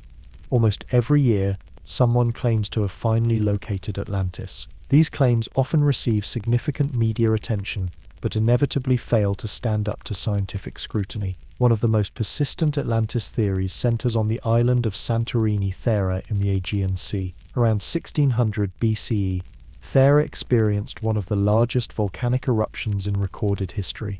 This catastrophic event devastated the Minoan civilization on nearby Crete and may have contributed to its eventual decline. Proponents of the Santorini theory point to several compelling parallels: the advanced nature of Minoan civilization, the presence of concentric rings in the harbor, created by the volcano's caldera, and the sudden, catastrophic nature of the eruption that could have given rise to stories of a civilization destroyed by the gods. Additionally, the timing aligns better with historical civilizations than Plato's date of 9600 BCE. The Santorini theory is perhaps the most archaeologically plausible, James acknowledged. The Minoan civilization was indeed advanced with impressive architecture, art, and a naval presence throughout the eastern Mediterranean. The Thera eruption was genuinely catastrophic and would have had profound impacts on surrounding areas. However, there are still significant discrepancies between this site and Plato's description, particularly regarding location and size. Another popular theory places Atlantis in or near the Strait of Gibraltar, perhaps in the region of Andalusia in southern Spain or in the nearby Atlantic. This theory aligns with Plato's description of Atlantis being beyond the Pillars of Hercules. Some researchers have pointed to the ancient city of Tartessos, mentioned in Greek and Roman texts as a wealthy trading civilization in southwestern Spain, that mysteriously disappeared around 500 BCE. More speculative theories have ranged from the Caribbean, particularly Cuba and the Bahamas, where underwater stone formations have been interpreted by some as artificial structures, to Antarctica, where proponents argue that the continent was ice-free and housed an advanced civilization thousands of years ago, a claim that contradicts all available geological and archaeological evidence. What makes the Atlantis mystery so enduring, James explained, is that it taps into our fascination with lost civilizations and catastrophes, our suspicion that our historical knowledge is incomplete, and our hope that there might be grand discoveries still waiting to be made. The search for Atlantis also reflects changing archaeological perspectives and methodologies. In the 19th and early 20th centuries, when archaeology was still developing as a scientific discipline, many explorers and scholars were genuinely open to the possibility of discovering Atlantis. They operated under what we might now consider a more romantic view of the past, where ancient legends were often taken as distorted memories of real events. As archaeology matured into a more rigorous science, with established methodologies for dating, stratigraphic analysis, and material culture interpretation, the professional archaeological community became increasingly skeptical of Atlantis as a real historical place. The lack of any definitive archaeological evidence, despite centuries of searching, reinforced this skepticism. Today, most professional archaeologists consider Atlantis to be a creation of Plato's imagination, perhaps inspired by real events or places, but not a literal historical account, James said. However, the legend continues to capture the public imagination and drive both pseudo-archaeological quests and legitimate underwater archaeology. One student looked disappointed. So all those documentaries about Atlantis discoveries are just made up? Not exactly made up, James replied. Many of the underwater structures that get attributed to Atlantis are real. There are indeed curious formations off the coast of Cuba, strange linear features near Bimini, and sunken ruins in various parts of the Mediterranean. The issue is with their interpretation. He clicked to a slide showing underwater photographs of what appeared to be straight lines and rectangular formations on the seafloor. These are the famous Bimini Road formations, discovered in 1968 off the coast of North Bimini Island in the Bahamas. Some have claimed these are remnants of a wall, road, or harbour from Atlantis. However, geological studies indicate they're natural limestone formations, created by the normal process of beach rock formation and erosion. Similarly, the underwater formations discovered by Paulina Zalitsky off the western coast of Cuba in 2001, while intriguing, have not been conclusively demonstrated to be artificial structures. Limited visibility, depth and access have hampered proper investigation, leading to speculation that outpaces evidence. What's particularly interesting, James noted, is how Atlantis theories often reflect the cultural and political concerns of their time. In the late 19th century, when European nations were engaged in colonial expansion, theories about Atlantis often portrayed it as a mother civilization that had spread advanced culture to primitive societies,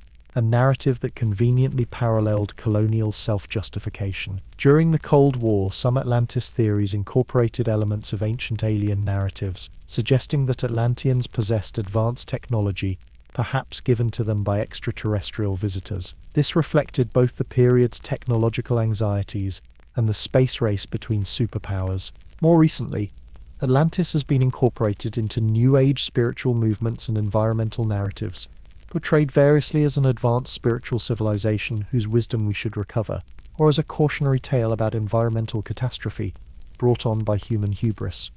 What we can say with certainty, James concluded the first part of his lecture, is that the story of Atlantis has had a profound and lasting impact on our culture, inspiring everything from serious archaeological exploration to science fiction and fantasy literature. Whether or not Atlantis existed exactly as Plato described, the legend has shaped how we think about lost civilizations, catastrophic events, and the gaps in our historical knowledge. One of the most significant impacts of the Atlantis legend has been on the development of underwater archaeology as a discipline. While searching for Atlantis specifically has rarely been the stated goal of professional archaeological expeditions, the possibility of discovering submerged sites has driven innovations in underwater survey and excavation techniques. These advances have led to genuine and important archaeological discoveries. Ancient harbors, shipwrecks, and even submerged settlements have been located and studied, providing valuable insights into maritime trade, naval warfare, and the effects of sea level changes on coastal communities throughout history. Notable examples include the discovery of Pavlopetri off the coast of southern Greece, a Bronze Age town submerged around 1000 BCE, the Egyptian cities of Thonis Heracleion and Canopus in Abukir Bay, which sank in the 8th century CE, and numerous prehistoric settlements found beneath the Black Sea, preserved in remarkable condition due to the anoxic, oxygen-free conditions of the deep waters. These real underwater discoveries, James explained, show that there are indeed lost cities waiting to be found beneath the waves. They're just not Atlantis as described by Plato. After the lecture, a small group of students approached James with further questions. One young woman seemed particularly thoughtful. "Professor," she asked, "even if Atlantis didn't exist exactly as Plato described it, couldn't there still be some historical truth behind the legend? Maybe a real civilization that was advanced for its time and was destroyed by a natural disaster?" James nodded appreciatively. "That's entirely possible, and it's a more nuanced view than either Atlantis was exactly real or Atlantis was completely fictional. Many myths and legends contain kernels of historical truth, embellished and transformed through oral tradition and literary adaptation." He mentioned how the discovery of Troy by Heinrich Schliemann in the 19th century demonstrated that places described in ancient literature, in that case Homer's Iliad, sometimes had real-world counterparts, even if the actual history differed from the legendary accounts. The most plausible scenario, James suggested, is that Plato combined various historical and legendary elements known to him, perhaps tales of the Minoan civilization and the Thera eruption, stories of wealthy trading powers like Tartessos, accounts of floods and earthquakes that had devastated Mediterranean communities, and possibly even garbled accounts of cultures from the Atlantic facade of Europe, and synthesized them into a new narrative that served his philosophical purposes. This view acknowledges both the likely fictional nature of Atlantis as a specific place matching Plato's description, while also recognizing that ancient literature often preserved memories of real events and places, albeit in transformed ways. "What I find most valuable about the Atlantis legend," James concluded, "is not whether we can locate the actual island, but what the enduring fascination with Atlantis reveals about human nature. We are drawn to mysteries, captivated by the idea of lost knowledge, and compelled by narratives of great achievements followed by catastrophic falls. These themes resonate across cultures and throughout time, suggesting they speak to something fundamental in the human experience." As his students dispersed to their next classes, James reflected on how the Atlantis legend, regardless of its historical accuracy, had inspired generations of explorers, archaeologists, writers, and dreamers. In that sense, perhaps, Plato's creation had achieved a kind of immortality that transcended the question of whether the island itself had ever existed beneath the sun and stars before sinking beneath the waves of the wine-dark sea. Chapter 6. The Maya Collapse. Massive temple pyramids, once the gleaming centers of a powerful civilization, now stood half hidden by centuries of vegetative growth. Vines crawled across intricately carved stelae, while trees grew from the tops of abandoned palaces. Nature was slowly erasing what had once been one of the greatest cities of the Maya world. Dr. Lucia Vega paused to wipe sweat from her brow as she led her team through the central plaza of the ruined city. Despite having worked at Maya sites for nearly 2 decades, she never ceased to be awed by their grandeur, or puzzled by their mysterious abandonment. "It's hard to imagine this place as it once was," she said to her research assistant, Carlos. At its height in the 8th century, Tikal was home to perhaps 100,000 people. The limestone buildings would have been covered with brightly painted stucco. The plaza would have been filled with merchants, nobles, and commoners, and then, within just 100 years or so, it was largely abandoned. The jungle took over, and the once mighty Maya civilization fragmented and diminished. Carlos nodded. "It's the greatest mystery of Maya archaeology. How could such a sophisticated society collapse so dramatically?" The Maya civilization was one of the most advanced cultures of the pre-Columbian Americas. Emerging around 2000 BCE, it reached its height during what archaeologists call the Classic Period,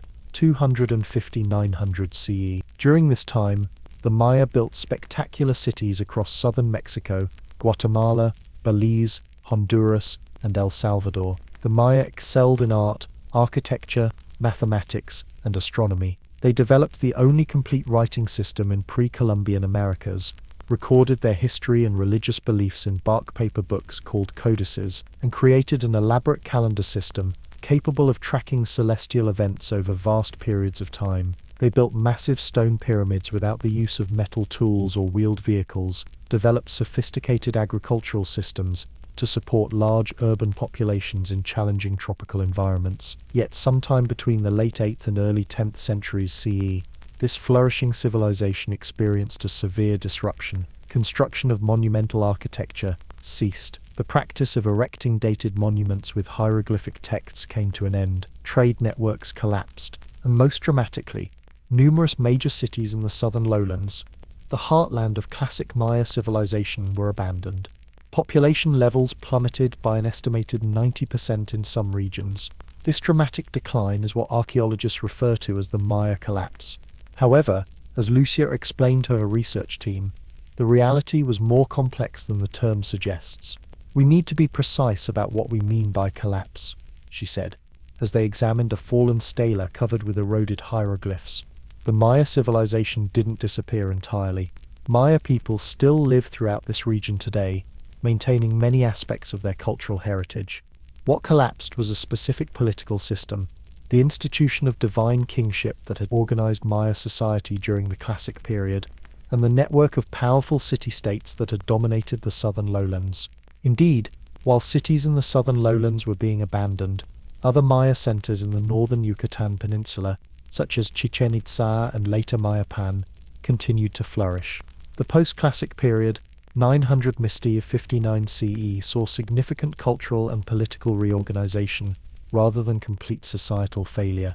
And even in the southern regions, small populations continued to live in or near the once great cities, though they no longer maintained the monumental architecture or erected carved monuments. What makes the Maya collapse so fascinating, Lucia continued, is that unlike some other fallen civilizations, it wasn't caused by external conquest. There was no equivalent of the Spanish conquest that would come centuries later. The Maya collapse was primarily an internal phenomenon, a complex interaction of environmental, political, and social factors that led to the unraveling of a once stable system. For decades, archaeologists have proposed and debated various theories to explain this dramatic transformation. Early explanations often focused on single causes: catastrophic drought, deforestation and soil erosion, warfare, peasant revolt against the elites, disease epidemics, or trade disruptions. More recent scholarship, however, points to a more complex, multi-causal explanation. The evidence increasingly suggests that the collapse resulted from a perfect storm of interconnected problems. Lucia explained as they walked toward a small excavation site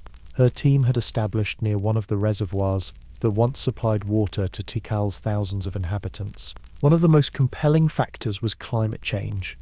Paleoclimatic data, obtained from lake sediment cores, cave speleothems, stalactites and stalagmites and other sources, indicates that the Maya region experienced a series of intense, prolonged droughts between roughly 750 and 950 CE, precisely the period of the collapse. These droughts would have been particularly devastating for a civilization that depended on predictable rainfall for its intensive agriculture. The Maya had developed sophisticated water management systems, including reservoirs, canals, and raised fields, to deal with the seasonal variability of rainfall in their tropical environment. However, these systems were designed to handle normal fluctuations, not the severe multi-year droughts indicated by the paleoclimatic record. The Maya were remarkably adaptable, Lucia noted as she showed her team evidence of ancient water filtration systems built into Tikal's reservoirs. They created these elaborate systems to capture and store rainwater, filter it through sand to purify it, and distribute it throughout the city. But even the most sophisticated water management couldn't compensate for decades of severely reduced rainfall. Environmental degradation likely compounded the drought problem. The construction of massive cities and the need to feed growing populations had led to extensive deforestation and agricultural intensification throughout the Maya lowlands. Studies of soil erosion and vegetation changes suggest that by the late Classic period, much of the landscape had been transformed from diverse tropical forest to a patchwork of agricultural fields, secondary growth, and degraded soils. This environmental transformation may have reduced the land's resilience to drought, altered regional rainfall patterns by reducing evapotranspiration from forest cover, and diminished the availability of critical resources like game animals and building materials. The Maya were caught in what some researchers have called an ecological trap. Their very success in adapting to and exploiting their environment ultimately made them more vulnerable to environmental stresses. But environmental factors alone don't explain everything, Lucia cautioned. We have to consider the social and political dimensions as well. Archaeological evidence indicates that the late Classic period saw increasing warfare between Maya polities. Hieroglyphic texts record more frequent conflicts, and defensive walls began to appear around settlements. Artistic representations increasingly glorified warfare and the capture of prisoners. This intensified conflict would have strained resources, disrupted trade networks, and potentially displaced populations. The institution of divine kingship itself may have contributed to the system's vulnerability. Late classic monuments show an increasing emphasis on individual rulers' power and glory, with elaborate rituals and monumental construction projects that required significant resources. As environmental stresses increased, the inability of kings to ensure agricultural prosperity, one of their primary divine responsibilities, may have undermined the legitimacy of the ruling system. When a political system is built on the premise that rulers have a special relationship with the gods that ensures prosperity, prolonged drought becomes not just an environmental crisis but a political one. Lucia explained, if the rains don't come despite all the elaborate rituals and sacrifices, people might begin to question the entire basis of royal authority. Recent research has also highlighted the role of trade networks in maintaining the complex Maya society. The southern lowlands lacked certain critical resources, including salt, obsidian for tools and weapons, and hard stone for grinding corn. These had to be imported through extensive trade networks. As political instability increased and population centers began to decline, these networks may have broken down, creating a feedback loop of increasing scarcity and decreasing political stability. As they continued their tour of Tikal, Lucia led her team to the North Acropolis, where generations of Maya rulers had been buried in elaborate tombs beneath pyramids and temples. The last royal tomb at Tikal dated to around 750 CE, after which the long sequence of royal monuments came to an end, a pattern repeated across many Maya cities. What we're seeing in the archaeological record is a system under increasing stress, Lucia said. Royalty responded by intensifying the very practices that may have contributed to the problem. More elaborate rituals, more monumental construction, more warfare to capture resources and assert dominance. Rather than adapting to changing conditions, the response seems to have been to double down on existing strategies. This insight points to one of the most important lessons from the Maya collapse. The way societies respond to environmental and social challenges can be as important as the challenges themselves. Systems that have been successful for centuries can become rigid and resistant to change, even when faced with clear evidence of their unsustainability. The end, when it came, wasn't uniform across the Maya world. Different cities collapsed at different times and in different ways. Some show evidence of violent destruction, while others appear to have been gradually abandoned. The royal palace at Copan, for instance, contains evidence of being ritually closed, certain doorways sealed and objects carefully placed, suggesting a planned and orderly abandonment rather than chaotic flight. People didn't just vanish, Lucia emphasized. They made decisions to leave cities, to stop supporting elites, to reorganize their communities in new ways. The collapse wasn't just something that happened to the Maya, it was also something they did, a series of adaptations to changing circumstances, some more successful than others. After the collapse of the southern lowland cities, Maya civilization continued in altered form. The northern cities of the Yucatan Peninsula, with their different environmental conditions and political organizations, flourished during the post-classic period. Places like Chichen Itza show evidence of new political structures, with more shared power among elite groups rather than concentrated in individual divine kings. They also display architectural and artistic influences from central Mexico, suggesting increased interaction with other Mesoamerican cultures. What we call collapse was really a complex process of transformation, Lucia told her team as they rested in the shade of a massive ceiba tree. Some aspects of Maya civilization declined dramatically, while others persisted or evolved. When the Spanish arrived in the early 16th century, they encountered still functioning Maya states with cities, rulers, and complex social organizations, different from classic period society, but still recognizably Maya. This perspective on the Maya collapse offers important insights for understanding societal transformations more generally. Collapses are rarely, if ever, complete or instantaneous. They involve the failure of specific social, political, or economic systems, not the total disappearance of peoples or cultures, and they typically occur through complex interactions of multiple factors, environmental, political, economic, and ideological, rather than single dramatic causes. As the day drew to a close, Lucia's team gathered their equipment and prepared to return to their field camp. The setting sun cast long shadows from Tikal's temples across the Grand Plaza, creating a dramatic scene that hinted at the city's former glory. Tomorrow we'll continue our excavation of the residential area near the reservoir, Lucia told them. We're particularly interested in understanding how ordinary people experienced the period of collapse. Did they leave all at once, or gradually? Did they take their possessions with them, suggesting planned migration, or leave things behind, suggesting more urgent departure? These details help us reconstruct the human experience of these dramatic changes. One of the students, a young woman named Maya, a coincidence that had delighted her professors when she chose to specialize in Maya archaeology, asked a question that had been on her mind throughout the day. Dr. Vega, do you think the Maya collapse offers any lessons for our own society? We're facing climate change, environmental degradation, political polarization, some of the same challenges they faced. Lucia considered the question carefully. I think there are several important lessons. First, environmental changes can have profound social and political consequences, especially when they intersect with existing tensions or vulnerabilities in a society. Second, past success doesn't guarantee future resilience.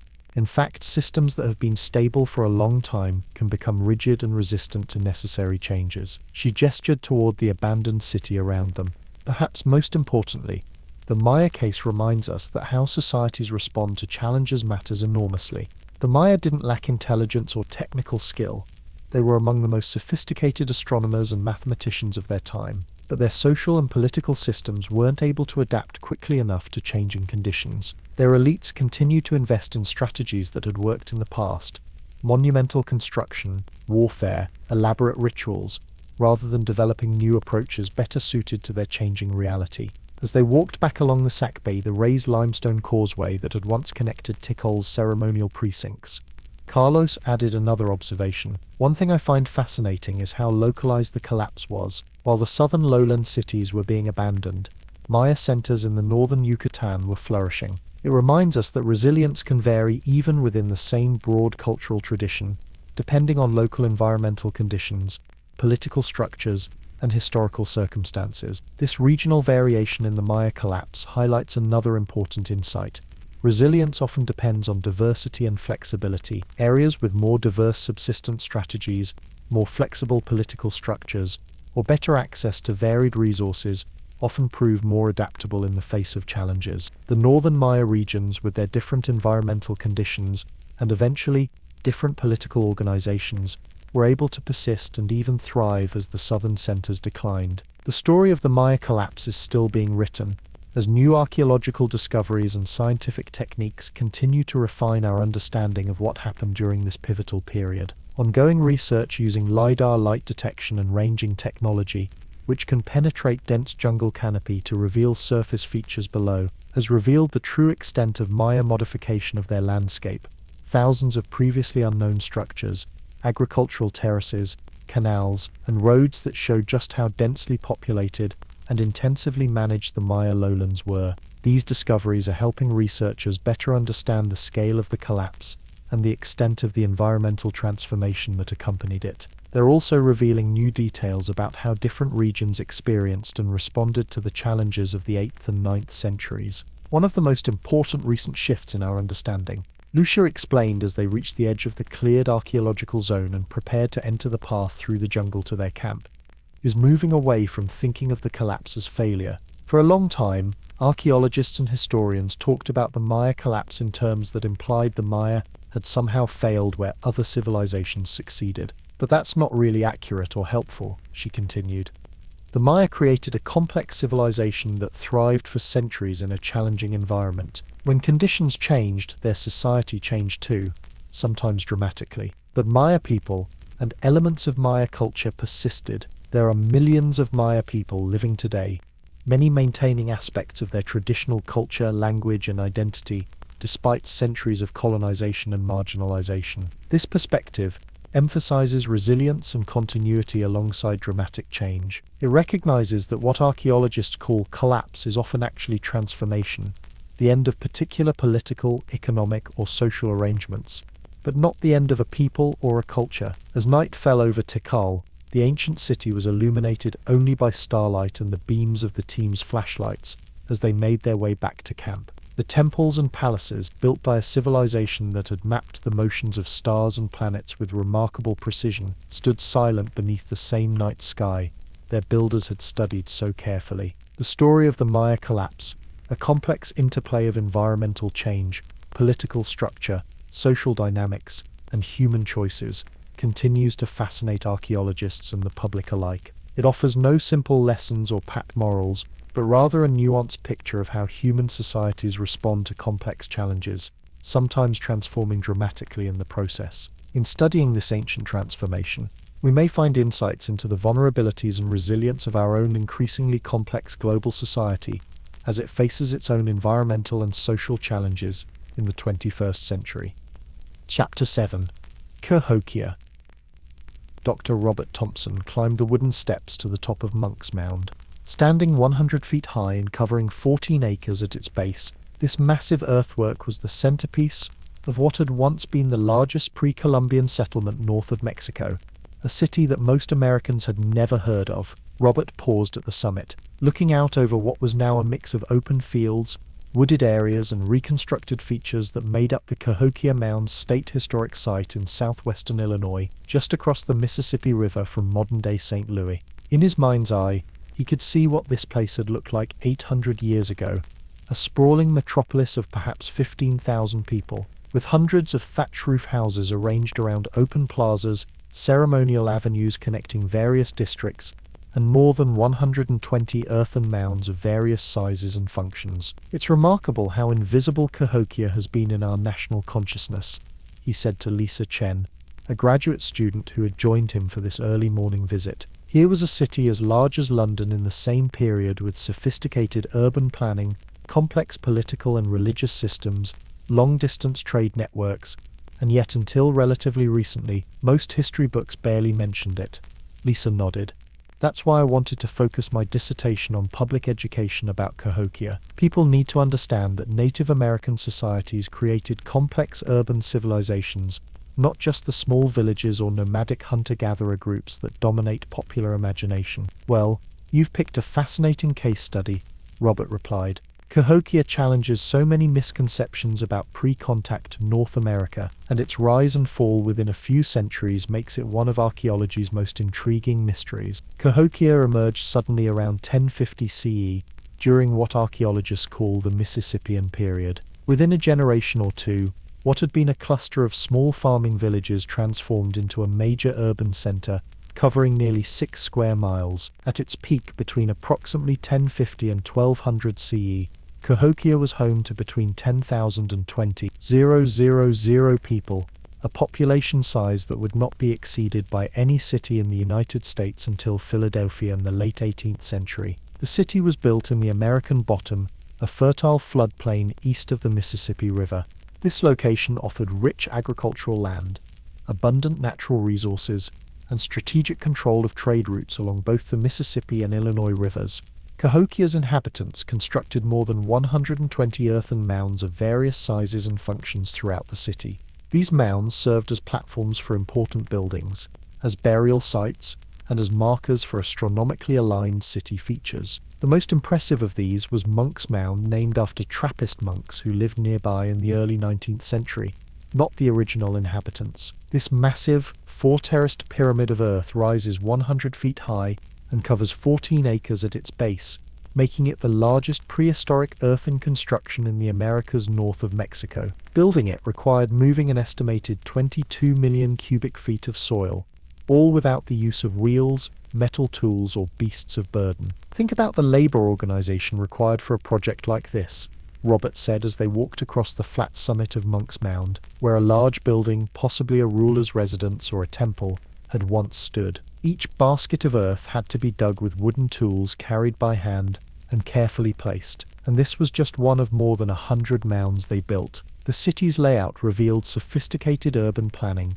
Cahokia was organized around a central plaza at the foot of Monk's Mound, with other plazas and mound groups arranged in relation to this core. A wooden palisade wall, portions of which have been reconstructed, enclosed the central ceremonial precinct. Beyond this core, neighborhoods of rectangular thatch roof houses extended outward, with smaller administrative centers marked by their own mound plaza arrangements. One of the most remarkable features of Cahokia was a series of large wooden post circles found at various locations throughout the site. The most famous of these, known as Woodhenge, consisted of large red cedar posts arranged in a circle approximately 410 feet in diameter. Archaeologists have determined that specific posts aligned with the sunrise positions at the solstices and equinoxes, suggesting the structure served as a calendar to track seasonal changes, critical information for agricultural planning. Cahokia was as much a ceremonial center as it was a political one, Robert explained as they walked toward the reconstructed Woodhenge.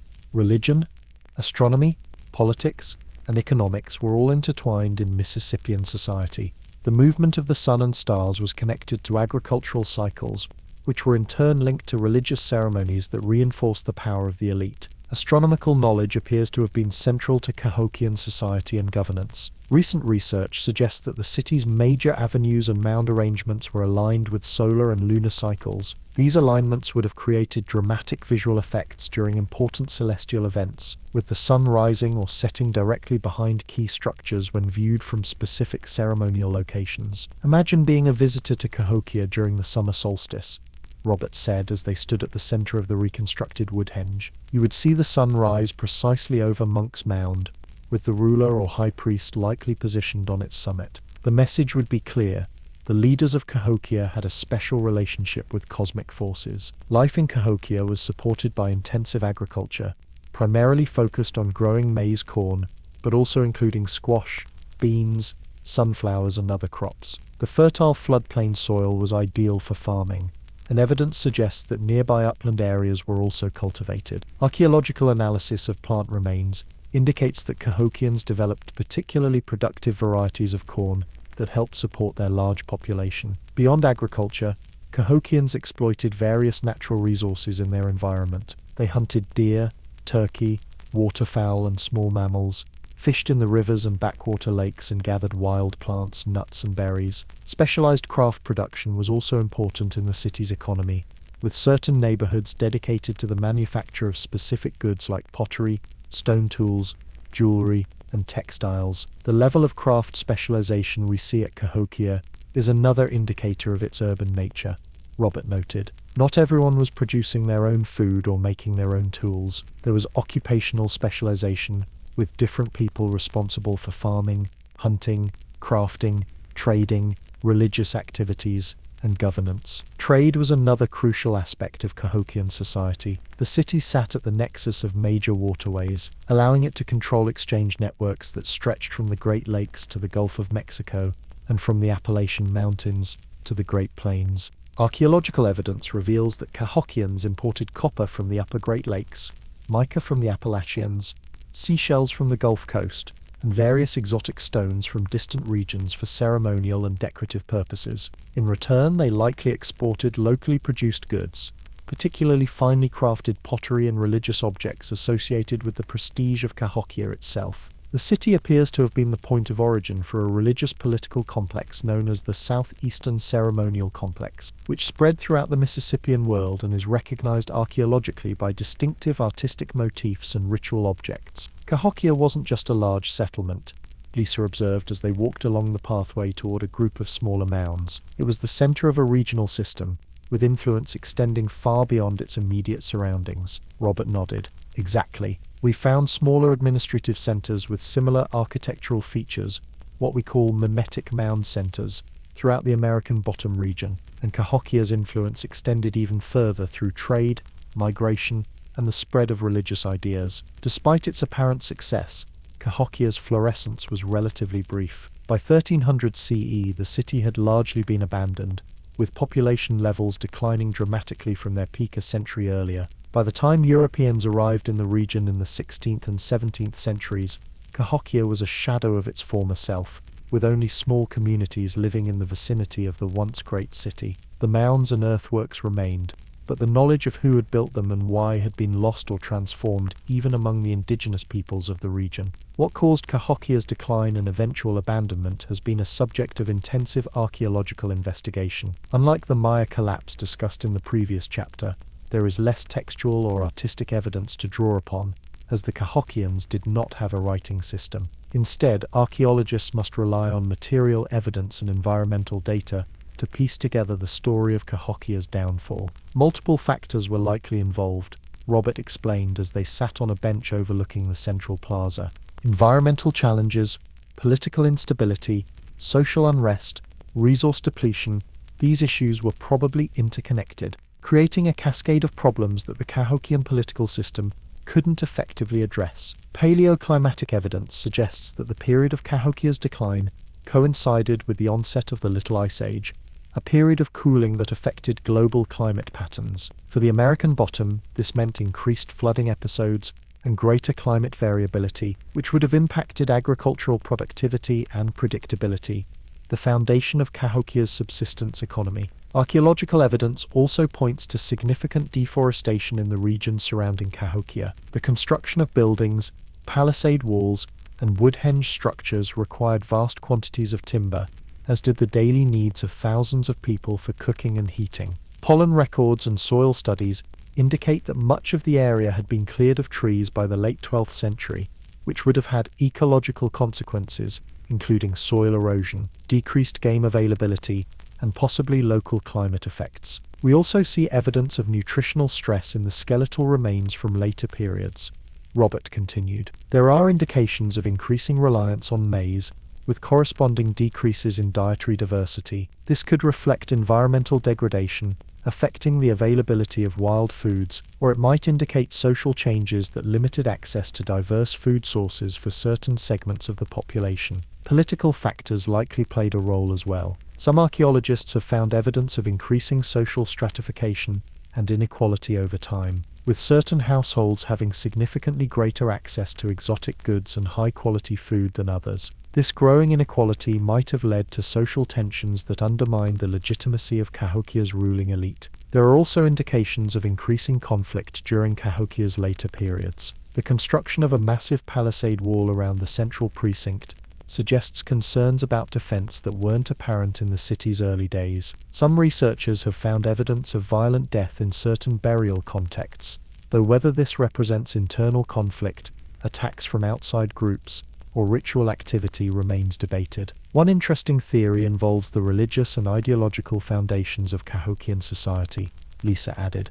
If Cahokia's rulers based their legitimacy on their ability to mediate between the community and cosmic forces, ensuring agricultural productivity and social harmony, then environmental challenges and social problems might have undermined their authority on a fundamental level. This interpretation is supported by evidence that as Cahokia declined, some of its distinctive religious practices and symbols were modified or abandoned. Certain types of ceremonial objects became less common, the construction and use of wood-henge structures ceased, and burial practices changed. These shifts suggest a questioning or rejection of the ideological system that had supported Cahokia's rapid rise and brief florescence. By around 1350 CE, Cahokia had been largely abandoned, with only small populations remaining in what had once been a major urban center. The population dispersed across the landscape, returning to smaller, more self-sufficient communities. While some aspects of Mississippian culture continued in various forms throughout the eastern woodlands until European contact, nothing approaching Cahokia's scale and complexity would be seen again in the region. What happened to the people? Lisa asked as they began walking back toward the site's interpretive center. They didn't just disappear, right? Absolutely not, Robert affirmed. This wasn't a case of population collapse in the sense of mass mortality, though there may have been some demographic decline due to nutritional stress and conflict. Rather, it was a process of political collapse and population dispersal. The people who had lived at Cahokia migrated to other areas, joining existing communities or establishing new ones. Tracing these population movements archaeologically is challenging, but researchers have found evidence of Cahokian influence in various regions following the city's decline. Some migrants appear to have moved upriver along the Mississippi and Illinois rivers, while others might have traveled into the American southeast, bringing Cahokian cultural elements with them. By the time Europeans arrived in the region in the 16th and 17th centuries, these migrations and the cultural transformations that followed had created a different regional landscape than what had existed during Cahokia's heyday. One of the most fascinating aspects of Cahokia's story, Robert reflected, is how thoroughly it was forgotten. When European explorers and settlers encountered the mounds, they generally didn't attribute them to the indigenous peoples of the region. Instead, they developed all sorts of alternative theories about who had built them. These misattributions ranged from claims that the mounds were natural formations to suggestions that they had been built by Vikings, Phoenicians, Welsh princes, or one of the lost tribes of Israel. This denial of indigenous achievement reflected and reinforced European colonial narratives that portrayed Native Americans as primitive peoples incapable of creating complex societies or monumental architecture. It wasn't until the late 19th and early 20th centuries that systematic archaeological investigations established beyond doubt that the mounds had been built by the ancestors of Native American peoples. Even then, Cahokia received relatively little attention compared to other ancient centers of civilization around the world. For much of the 20th century, it remained a footnote in American history books, if it was mentioned at all. That erasure has consequences that extend into the present, Lisa noted. When people don't learn about indigenous urban civilizations like Cahokia, it perpetuates harmful stereotypes about Native Americans and distorts our understanding of this continent's history. It makes the European colonial project seem like it brought civilizations to a land of small tribes and simple villages, rather than a place with its own rich urban traditions and complex societies. Robert nodded in agreement.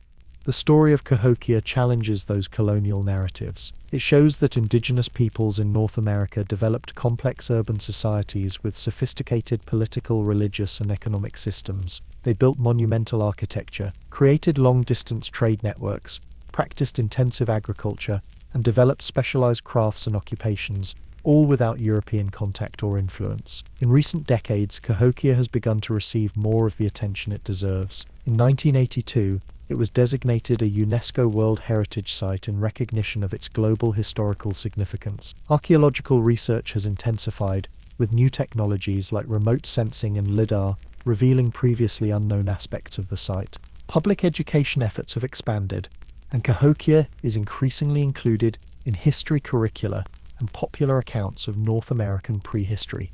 Still, we have a long way to go, Lisa said as they reached the interpretive center. Most Americans have heard of the Maya, the Aztec, and the Inca, but far fewer know about Cahokia, even though it's right here in the middle of our country. It's as if we have this selective blindness to the complexity of indigenous societies in what's now the United States. That's why the work you're doing on public education is so important, Robert replied. Bringing Cahokia's story to wider attention isn't just about correcting the historical record. It's about challenging deep-seated narratives about indigenous peoples and American history. As they entered the interpretive center, with its exhibits on Cahokian life, artifacts recovered from excavations, and interpretive materials about the site's significance, they continued discussing the parallels between Cahokia's story and broader patterns in human history. What strikes me, Robert mused, is how Cahokia's rapid rise, brief fluorescence, and eventual decline reflects patterns we see in many complex societies throughout history. The very factors that enable rapid growth, intensive resource exploitation, social stratification, specialized production, ideological systems that concentrate power, can also create vulnerabilities if environmental or social conditions change. Lisa considered this. So Cahokia's story isn't just significant for understanding Native American history.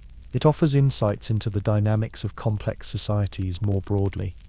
Exactly, Robert said. Studying Cahokia helps us understand both the specific historical trajectory of this region and the more general processes by which complex urban societies emerge, flourish, and sometimes decline. And that, ultimately, might be one of its most valuable lessons for us today. As more visitors began to arrive at the site, Robert and Lisa concluded their morning tour. Looking back at Monk's Mound from the parking lot, Robert reflected on how the massive earthwork had stood for nearly a millennium, witnessing the rise and fall of Cahokia, the arrival of Europeans, the establishment and growth of the United States, and the modern urban development of metropolitan St. Louis.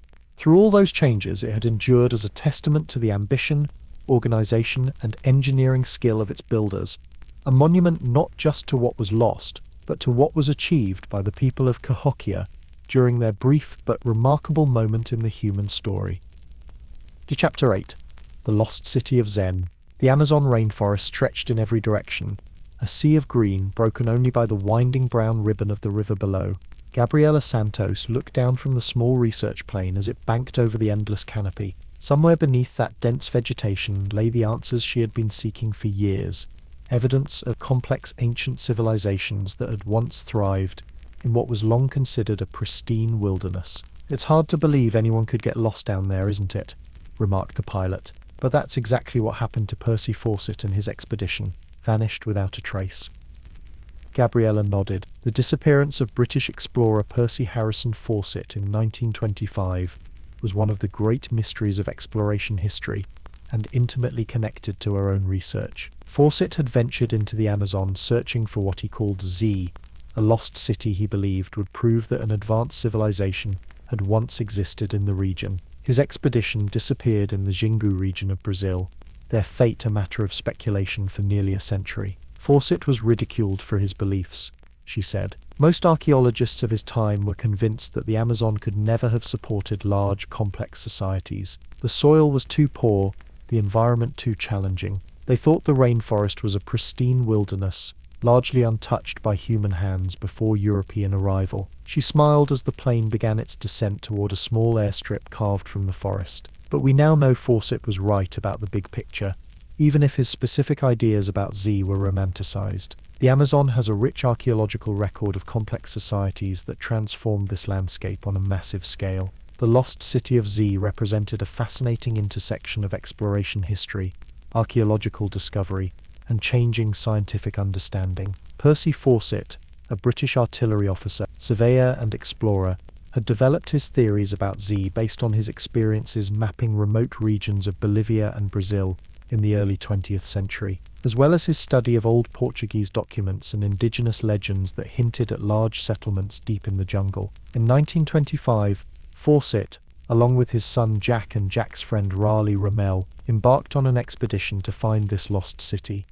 Their last communication came from the upper Xingu region of Brazil. After that, they simply vanished. The lost city of Zeb may never be found as a single spectacular ruin, but the complex societies Fawcett believed in have finally been recognized by the scientific community, revealing a chapter of human achievement that transforms our understanding of both the Amazon and the diverse paths human societies have taken toward complexity and environmental relationship throughout our species' history. Over the subsequent decades, dozens of expeditions attempted to discover their fate or find evidence of the lost city Fawcett had sought. Some of these rescue parties themselves suffered casualties, adding to the mystique and danger associated with Fawcett's quest. The mystery of Fawcett's disappearance has generated numerous theories. Some believe he and his companions were killed by indigenous tribes. Others suggest they may have decided to go native and live among indigenous communities. Still others propose they died from accident, disease, or starvation in the challenging rainforest environment. Despite occasional reports of evidence regarding their fate, no conclusive proof has ever been found. Beyond the mystery of what happened to Fawcett himself, his quest for Z raised a more fundamental question. Could advanced civilizations have existed in the Amazon basin before European contact? For most of the 20th century, the scientific consensus was firmly negative. The dominant paradigm held that the Amazon's ecosystem could not support large sedentary populations due to poor soil quality that made intensive agriculture impossible. This view was challenged in the late 20th and early 21st centuries by a combination of archaeological discoveries, analysis of historical accounts, and new techniques for detecting ancient human modifications of the landscape. What emerged was a revolutionary new understanding of pre-Columbian Amazonia, one that suggested Fawcett, for all his Victorian romanticism and lack of formal archaeological training, had been more right than wrong about the region's capacity to support complex societies. Gabriella's research focused on these ancient Amazonian civilizations. After landing, she met with her research team at their field camp near the edge of the Xingu Indigenous Park. Maps were spread across a table under a canvas awning, showing the locations of various archaeological sites and environmental features. The difficulty with Amazonian archaeology, she explained to a new graduate student who had joined the project, is that the rainforest environment doesn't preserve many of the materials we rely on in other contexts. Organic materials decay quickly in the hot, humid conditions. Stone structures are rare because suitable stone isn't widely available in many parts of the basin, and the dense vegetation can make traditional archaeological survey methods challenging. So how do we know these complex societies existed? The student asked. Multiple lines of evidence, Gabriella replied. First, there are direct archaeological remnants, the geoglyphs, raised fields and terra preta that we'll be investigating. Second, we have early European accounts describing large, populous settlements along the major rivers. And third, we now have sophisticated remote sensing technologies that can penetrate the forest canopy and reveal features invisible on the ground. She pointed to a series of satellite images showing geometric patterns that would be invisible to someone walking through the forest. These are geoglyphs, large-scale earthworks including ditches, berms, and enclosures, some spanning hundreds of meters in diameter. They're most visible in areas that have been deforested, but new technologies like LiDAR are revealing them even under intact forest. Hundreds of these geoglyphs have been discovered across the southern Amazon, particularly in the Brazilian states of Acre, Amazonas, and Rondônia. They take various forms, including perfect circles, squares, and other geometric shapes. Many feature precisely aligned entrances and appear to have been carefully oriented to astronomical alignments. Archaeological evidence suggests they were constructed between approximately 2,000 and 650 years ago, with their use peaking around 1000 to 1400 CE. While the exact function of these geoglyphs remains debated, excavations have found relatively few artifacts within them, suggesting they weren't primarily residential areas. Current theories propose they served as ceremonial or gathering spaces, perhaps used periodically for religious rituals, seasonal celebrations, or other community activities. Then there's Terra Preta, Gabriella continued, showing the student a sample of dark, rich soil that contrasted sharply with the typical yellowish soil of the region, also known as Amazonian dark earth. This is one of our most conclusive pieces of evidence for large, long-term human settlements. Terra Preta is an anthropogenic, human-created soil found throughout the Amazon basin. Unlike the naturally occurring soils of the region, which are typically acidic and nutrient-poor, Terra Preta is dark, fertile, and carbon-rich. It contains high concentrations of charcoal, pottery fragments, and organic residues, and can extend up to 2 meters deep. Most importantly, it maintains its fertility for centuries or even millennia without additional inputs. Archaeological research has determined that Terra Preta was created through a combination of processes, including the deliberate addition of charcoal, biochar, food scraps, and human waste to poor tropical soils. This practice transformed the natural soil into a highly productive medium capable of supporting intensive agriculture, challenging the long-held belief that the Amazon's soil quality made large agricultural societies impossible. The distribution of Terra Preta tells us a lot about settlement patterns, Gabriella explained. It's found primarily along rivers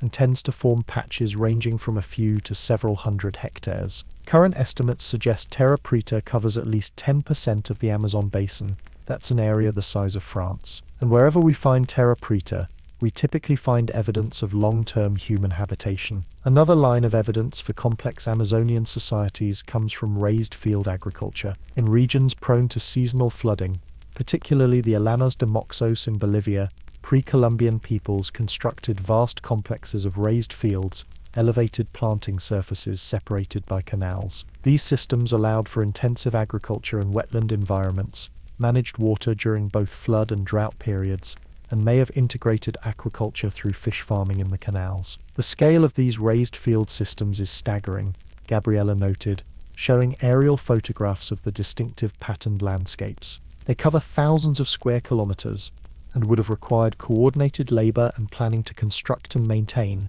This isn't the work of small, isolated villages. It represents a socio-political organization capable of mobilizing large workforces for infrastructure projects. Connected to these agricultural systems were extensive networks of causeways and canals, some extending for kilometers through wetlands and forests. These ancient transportation networks facilitated movement, communication, and trade between settlements, integrating regional systems in ways that parallel other complex societies worldwide. What fascinates me most, Gabriella told her team as they prepared for the next day's fieldwork, is how these Amazonian civilizations represent a different model of complexity than what we typically study.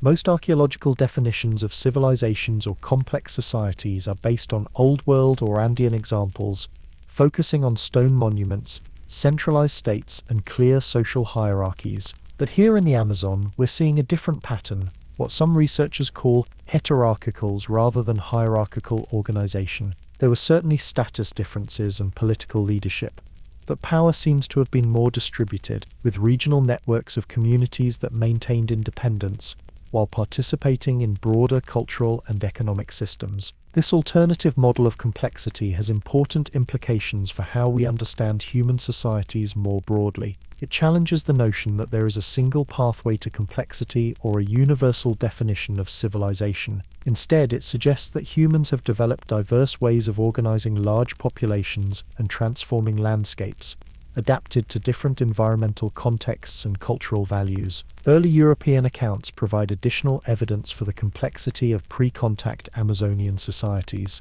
When the first European explorers traveled down the Amazon River in the 16th century, they described densely populated settlements extending for kilometers along the riverbanks. Francisco de Orellana's 1542 expedition reported continuous settlement along some stretches of the river, with individual communities numbering thousands of inhabitants. These accounts described specialized craft production, regional trade networks, complex religious practices, and political leaders who commanded significant authority. They mentioned wide roads connecting settlements, abundant agricultural production, and impressive material culture, including intricate ceramics and woodwork.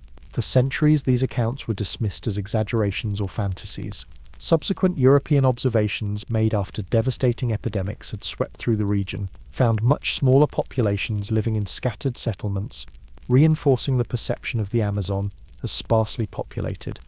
Only in recent decades have archaeologists recognized that the early accounts likely reflected the reality of pre-contact Amazonia more accurately than later observations made after population collapse. The demographic impact of European contact was catastrophic throughout the Americas, Gabriela explained, but perhaps nowhere more so than in the Amazon. Recent estimates suggest population declines of 90% or more in many regions due to introduced diseases, slavery, and warfare. By the time systematic scientific study of the region began in the 19th and 20th centuries, the landscape had already been transformed by these demographic losses. With indigenous populations drastically reduced, many of the landscape modifications they had maintained for centuries, raised fields, forest gardens, geoglyphs, and transportation networks were reclaimed by the forest. This created the illusion of pristine wilderness that informed scientific perspectives on the region until very recently. It's a powerful reminder of how our scientific understanding is shaped by historical circumstances, Gabriela noted. The myth of the pristine Amazon wasn't just an innocent misconception. It was the product of a specific historical sequence that rendered indigenous achievements invisible. The following morning, the research team traveled by boat to an archaeological site they had been excavating for several seasons. Located on a bluff overlooking a tributary of the Xingu River, the site featured a large expanse of terra preta containing abundant ceramic fragments, stone tools, and other evidence of long-term habitation. As they worked, Gabriela explained how their findings connected to broader patterns across the Amazon basin. What we're seeing here is part of a regional network of settlements that flourished between roughly 500 and 1500 CE. This particular site appears to have been continuously occupied for several centuries with multiple phases of construction and use. The excavation had revealed the partial footprint of a large communal structure, indicated by post molds where massive wooden supports had once stood. Nearby, they had uncovered evidence of specialized activity areas for ceramic production, food processing, and possibly ritual practices. Based on the size of the terra preta deposit and the density of cultural materials, we estimate this settlement may have housed several hundred to perhaps 1,000 people, Gabriela said. And it was just one of dozens of similar communities connected by the river systems and overland paths. One of the most remarkable aspects of these ancient Amazonian societies was their sophisticated environmental management. Far from simply adapting to the rainforest environment, they actively transformed it to enhance its productivity while maintaining its ecological functionality. Evidence for this includes forest islands throughout the seasonally flooded savannas of Bolivia and Brazil. Researchers have identified thousands of forest islands, patches of elevated ground supporting trees and other vegetation in otherwise open landscapes. Initially thought to be natural features, archaeological investigation has revealed that many of these islands are actually ancient settlement sites, built up through centuries of human occupation and intentional earth-moving. Forest gardens. Indigenous Amazonians practiced a form of agroforestry that concentrated useful species in managed forest gardens. These areas contain unusually high densities of economically valuable trees and plants, including fruit trees, palms, medicinal plants, and materials for construction and craft production. Many such forest gardens persist today, hundreds of years after the settlements that created them were abandoned, demonstrating the long-term impact of indigenous management on forest composition. Managed fisheries. Archaeological evidence suggests that Amazonians constructed fish weirs and ponds for aquaculture, providing reliable protein sources to complement agricultural production. These systems often integrated with raised field agriculture, with canals serving both water management and fish cultivation functions. What we're discovering, Gabriella told a documentary filmmaker who was visiting the excavation, is that the dichotomy between natural and cultural landscapes doesn't really apply in the Amazon.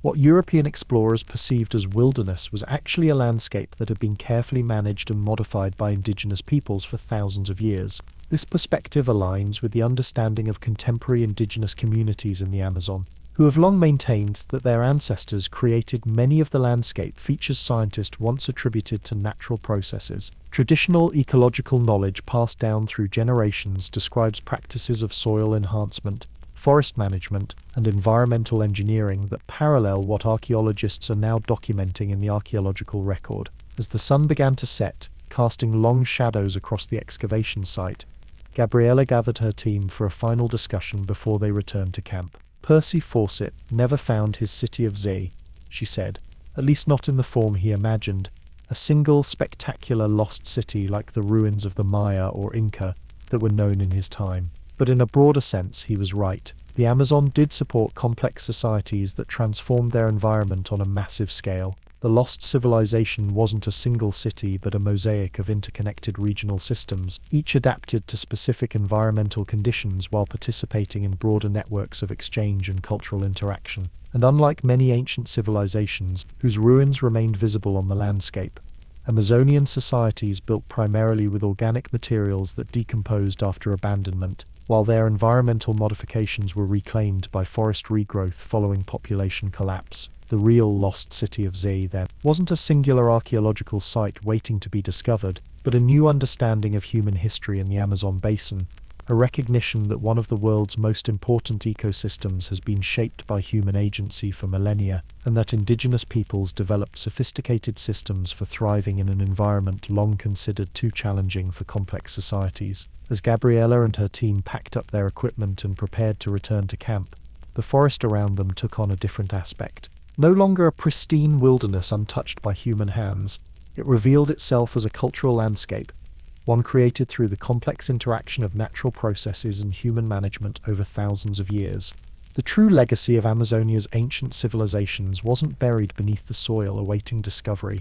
It was the living forest itself, its composition and structure still bearing the imprint of those who had called it home long before Europeans arrived, to document its wonders and mysteries. This perspective offers important lessons for contemporary environmental and development policies in the Amazon. Rather than seeing the region as either pristine wilderness to be preserved or unused land available for exploitation, it suggests the possibility of sustainable human engagement modeled on indigenous practices that maintained biodiversity while supporting large human populations. The ancient Amazonians developed systems that enhanced rather than degraded their environment, a model with profound relevance for current challenges of climate change, biodiversity loss, and sustainable development. As for Percy Fawcett, his romantic quest for Z remains one of exploration's great mysteries. While we may never know his fate with certainty, his belief in the Amazon's capacity to support complex civilizations has been vindicated by contemporary research.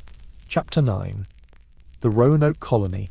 The morning fog drifted across the marshlands of Roanoke Island, as Dr. Amelia Richardson carefully excavated a small test pit near the shoreline. For 3 decades, she had been searching for conclusive evidence of America's most famous lost colony, the 117 English settlers who vanished without explanation from their settlement on this North Carolina barrier island in the late 1580s. "People always ask me if I'm going to solve the mystery of Roanoke," she said to her research assistant, Miguel, who was sifting soil through a fine mesh screen. But archaeology rarely provides the kind of dramatic revelations people expect from detective stories. What we're doing is gradually accumulating evidence that helps us understand what likely happened, even if we can never know with absolute certainty. The disappearance of the Roanoke colonists has captivated the American imagination for centuries, becoming the nation's oldest historical mystery and spawning countless theories ranging from the plausible to the fantastical. Unlike many archaeological mysteries discussed in previous chapters, the Roanoke Colony is relatively recent and well documented historically, with written records describing its establishment and the discovery of its abandonment. Yet despite this documentation, the fate of its inhabitants remains uncertain, a historical cliffhanger with no definitive resolution. The story begins in 1584, when Queen Elizabeth I granted Sir Walter Raleigh a charter to establish an English colony in North America. Raleigh, a favourite of the Queen, never visited North America himself, but sponsored and organised expeditions to the region. The first, a reconnaissance voyage in 1584, led by Philip Amadas and Arthur Barlow, explored the outer banks of what is now North Carolina, and returned with glowing reports of the land's potential, along with two Algonquian men, Manteo and Wanchese, who learned English and provided valuable cultural information. Encouraged by these reports, Raleigh organised a second expedition in 1585, led by Sir Richard Grenville.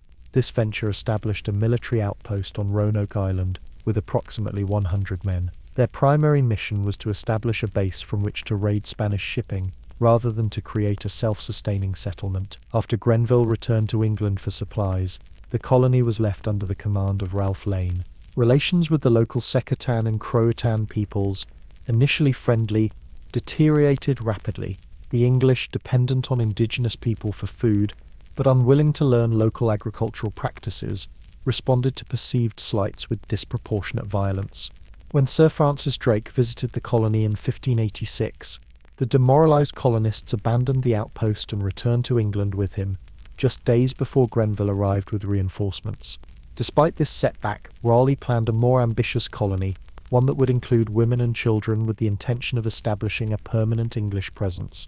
In 1587, he appointed John White as governor of this new city of Raleigh. White had accompanied the previous expedition as an artist, creating valuable visual records of the indigenous people and natural environment of the region. In July 1587, White led 117 colonists, including his daughter Eleanor and son-in-law Ananias Dare, to Roanoke Island. Although their original destination was the Chesapeake Bay, the ship's captain refused to transport them further than Roanoke, claiming concerns about weather and supplies. The colonists established their settlement near the abandoned outpost from the previous expedition. Shortly after their arrival, White's daughter gave birth to Virginia Dare, the first English child born in the Americas. However, facing dwindling supplies and continued tensions with some indigenous groups, the colonists convinced White to return to England for provisions and additional settlers. White departed in late August 1587, leaving behind his family and the other colonists, expecting to return the following year. This is where history intervenes in a dramatic way. Amelia explained to Miguel as they documented the artifacts they had recovered.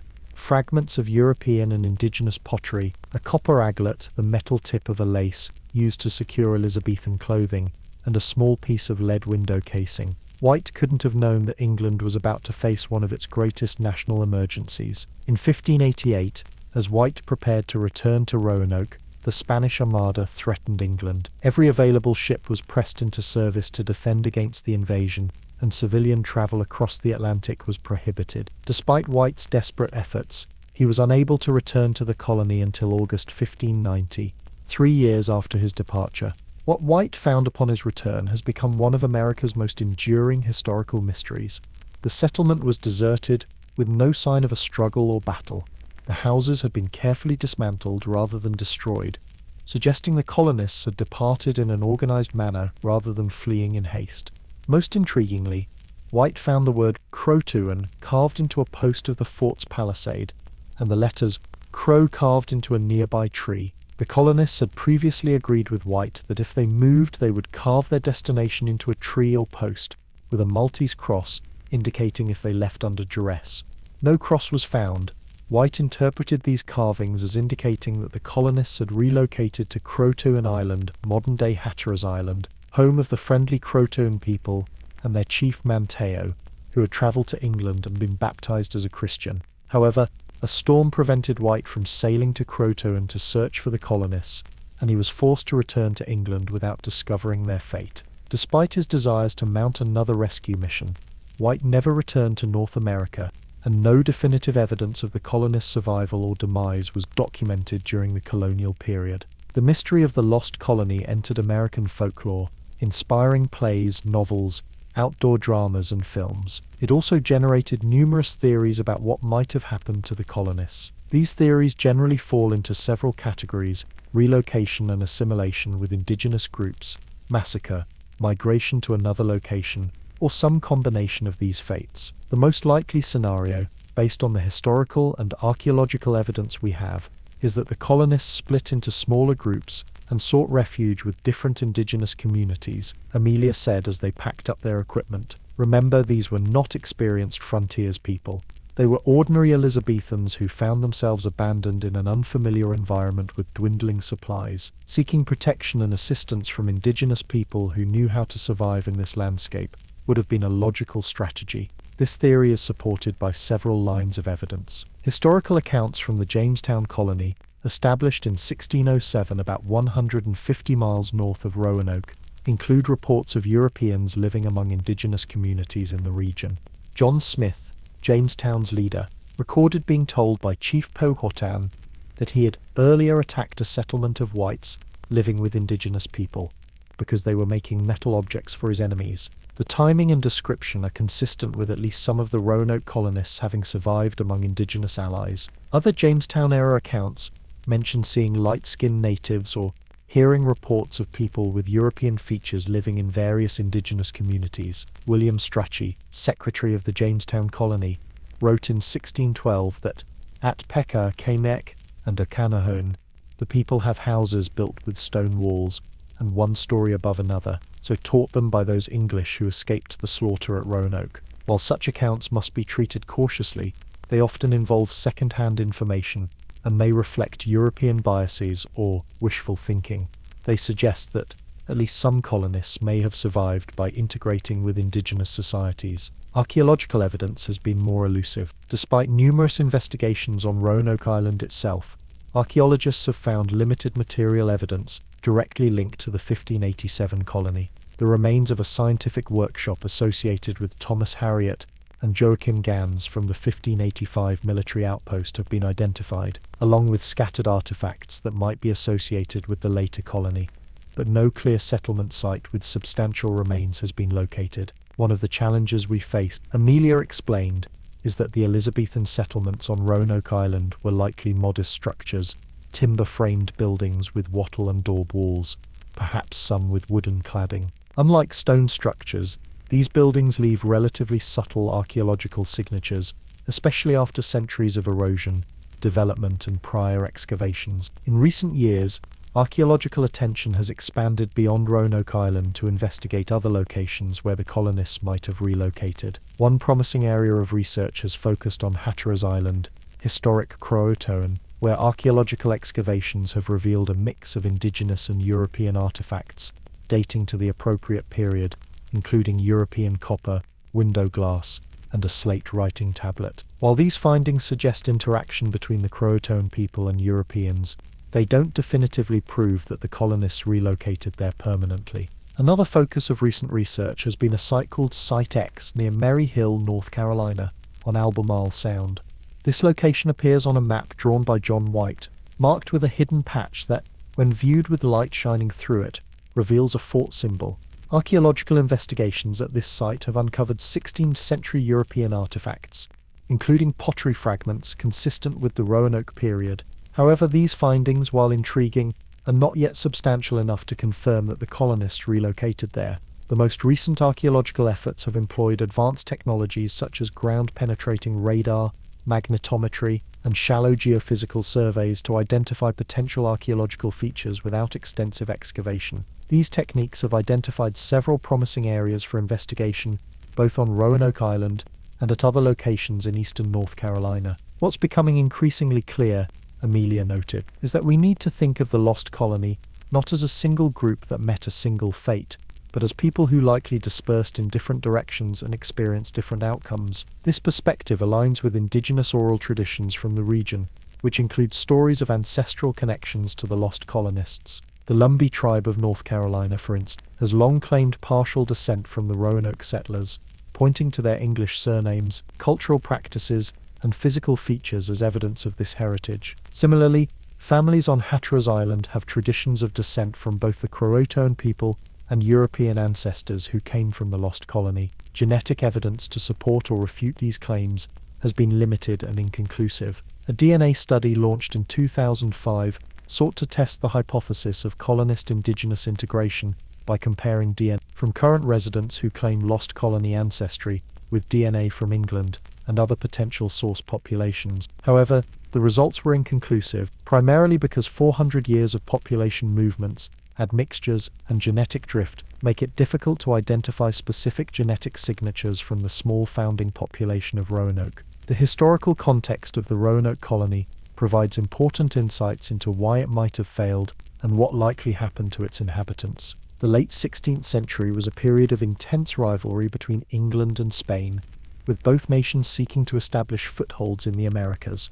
The Roanoke colony was part of England's strategy to challenge Spanish dominance in the New World and potentially establish a base for privateering against Spanish shipping. However, the colony was underfunded and inadequately provisioned from the start. Unlike later successful English colonies, it lacked clear economic objectives beyond the general goals of resource extraction and strategic positioning. The colonists were not selected for their agricultural skills or frontier experience, but rather represented a cross-section of Elizabethan society, including gentlemen investors, craftsmen, soldiers, and their families. The timing of the colony was also unfortunate. It was established during a period of severe drought in the region, as revealed by tree ring studies. This drought, the worst in 800 years, would have made agriculture challenging and likely exacerbated tensions with indigenous communities who were themselves struggling with food scarcity. The introduced European diseases that decimated indigenous populations throughout the Americas may have already begun affecting communities in the region, potentially disrupting traditional social and political structures and complicating inter-group relations. Context is crucial for understanding what likely happened, Amelia emphasized. These weren't just people who mysteriously vanished. They were specific individuals with names, professions, family relationships, and motivations, trying to survive in a particular historical and environmental moment. The known colonists included several family groups, skilled craftsmen including a metallurgist, several carpenters, and a brickmaker, a handful of gentlemen investors, and a contingent of militarily experienced men. This diversity of skills might have enhanced their ability to adapt to new circumstances if they integrated with indigenous communities, offering valuable knowledge exchange, European metalworking and construction techniques for indigenous agricultural and survival knowledge. By late afternoon, Amelia and Miguel had completed their day's fieldwork and were returning to the research station to process and document their findings. As they walked along the shoreline, Amelia reflected on how the narrative of the lost colony has evolved over time, shaped by changing cultural perspectives and emerging evidence. In the 19th century, the dominant theory was that the colonists had been massacred by hostile natives, a narrative that fit with the frontier mythology of the time and justified westward expansion, she noted. By the early 20th century, as attitudes began to shift, more attention was given to the assimilation theory, the idea that the colonists had peacefully integrated with indigenous communities. We recognize that multiple scenarios likely played out simultaneously. Some colonists may have moved to Croatoan, others to the mainland, some might have attempted to reach the Chesapeake, and yes, some may have died in conflicts or from disease or starvation. This nuanced understanding reflects broader changes in archaeological and historical practice, which increasingly emphasize complex, multi-causal explanations over simple narratives of success or failure, heroism or tragedy. It also acknowledges the agency and perspective of indigenous peoples who were active participants in these historical events, rather than simply a backdrop against which European colonial dramas played out. The indigenous context of the Roanoke colony is crucial for understanding what might have happened to the settlers. When the English arrived, they encountered a complex political landscape of Algonquian-speaking peoples, organized into different chiefdoms with shifting alliances and rivalries. The Siocoton, led by Chief Wingiana, later known as Pemasapan, initially welcomed the English, but became increasingly wary as the newcomers' behavior and demands became more problematic. The Croatoan, led by Manteo's mother, whose name was not recorded by the English, maintained generally friendly relations with the colonists. These indigenous communities had sophisticated agricultural systems based on corn, beans, and squash cultivation, supplemented by hunting, fishing, and gathering. They lived in permanent towns with wooden longhouses and palisaded fortifications, governing themselves through hierarchical political structures with religious and ceremonial dimensions. Far from being simple societies, they had complex social organizations, trade networks, and cultural traditions developed over thousands of years of adaptation to their environment. When the 1587 colonists found themselves abandoned for 3 years, turning to these indigenous communities for assistance would have been a logical survival strategy. Integration might have occurred through various mechanisms: formal adoption, intermarriage, alliance building, or simply the pragmatic sharing of resources and knowledge. Some colonists might have maintained their distinct identity within indigenous communities, while others may have fully assimilated over time, especially children who would have grown up in a predominantly indigenous cultural context. The story of Roanoke isn't just about loss and disappearance, Amelia said as they reached the research station. It's also about adaptation, cultural exchange, and the blending of English and indigenous societies that characterized much of early American history, though often in ways that historical records failed to capture adequately. This perspective suggests that rather than simply vanishing, the colonists may have been absorbed into the complex tapestry of early colonial America, their descendants potentially living today among diverse communities throughout the region. Their European heritage blended with indigenous and later African ancestry through centuries of cultural and genetic exchange. As the sun began to set over Roanoke Island, casting long shadows across the landscape where history and mystery intersect, Amelia considered how the story of the lost colony continues to resonate with contemporary concerns about cultural survival, adaptation to environmental challenges, and the complex legacies of colonialism. What once seemed a straightforward mystery of disappearance has evolved into a more nuanced understanding of cultural transformation, a process less dramatic perhaps than massacre or miraculous survival, but ultimately more revealing about the complex reality of human experience in times of crisis and change. The fate of the Roanoke colonists may never be known with absolute certainty, but each archaeological discovery, each historical document reanalyzed, each indigenous oral tradition recorded, adds another piece to this historical puzzle. And in that ongoing process of investigation and reinterpretation, the lost colony continues to offer insights not just about what happened to 117 English settlers in the 1580s, but about the broader patterns of cultural contact, conflict, and convergence that shaped early American history and continue to influence American society today. Chapter 10. The Anasazi Ancestral Puebloans. The massive sandstone cliff dwelling seemed to grow organically from the alcove, its multi-story structures blending harmoniously with the golden rock face that sheltered them.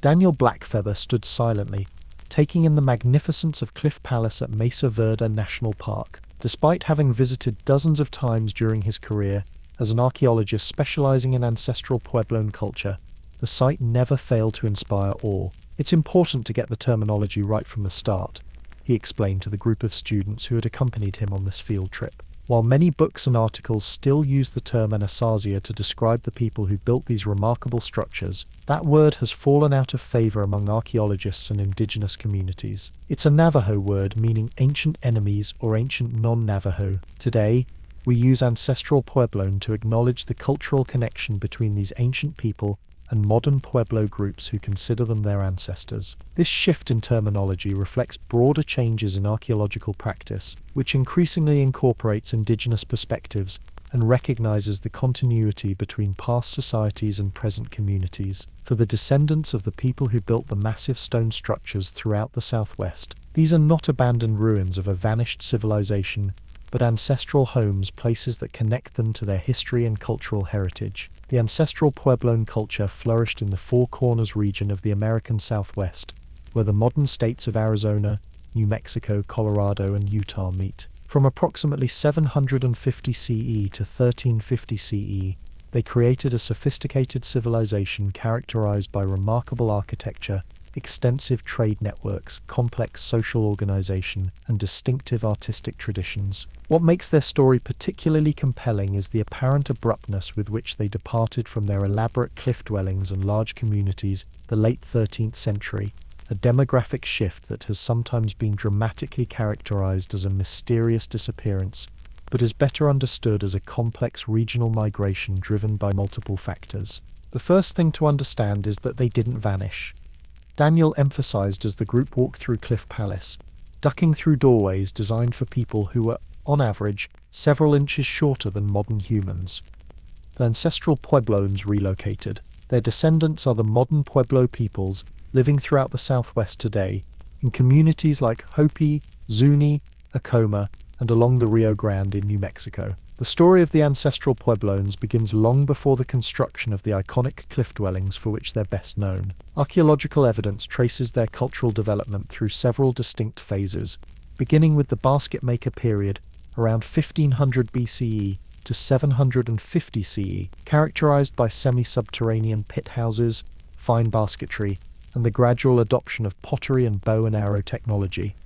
As they transitioned to what archaeologists call the Pueblo periods, their architecture evolved from pit houses to above-ground masonry structures, first as small room blocks, then as larger connected complexes, and finally as the massive multi-story apartment buildings that can accommodate hundreds of people. This architectural evolution reflects increasing social complexity, growing populations, and changing relationships with the landscape. By 900 CE, the ancestral Puebloans had established communities throughout the Colorado Plateau, with major centers in Chaco Canyon, in what is now New Mexico, and Mesa Verde, in present-day Colorado. These were not isolated settlements, but components of a regional system connected by an extensive network of roads, trade relationships, and shared ritual practices. Chaco Canyon represented the height of ancestral Puebloan architectural achievement and social complexity. Between 850 and 1150 CE, the people of Chaco constructed massive great houses, enormous multi-story buildings containing hundreds of rooms and dozens of kivas, circular semi-subterranean ceremonial chambers. The largest, Pueblo Bonito, covered more than 3 acres and stood 4 stories tall, with approximately 600 rooms and 40 kivas. What's particularly remarkable about Chaco is the precision of its construction, Daniel explained as he showed the students photographs of the site. The walls are perfectly straight, the corners square, the masonry exquisite. Buildings were oriented to solar, lunar, and cardinal directions with remarkable accuracy, and all of this was accomplished without metal tools, wheeled vehicles, or draft animals. The construction of Chaco required enormous investments of labor and resources.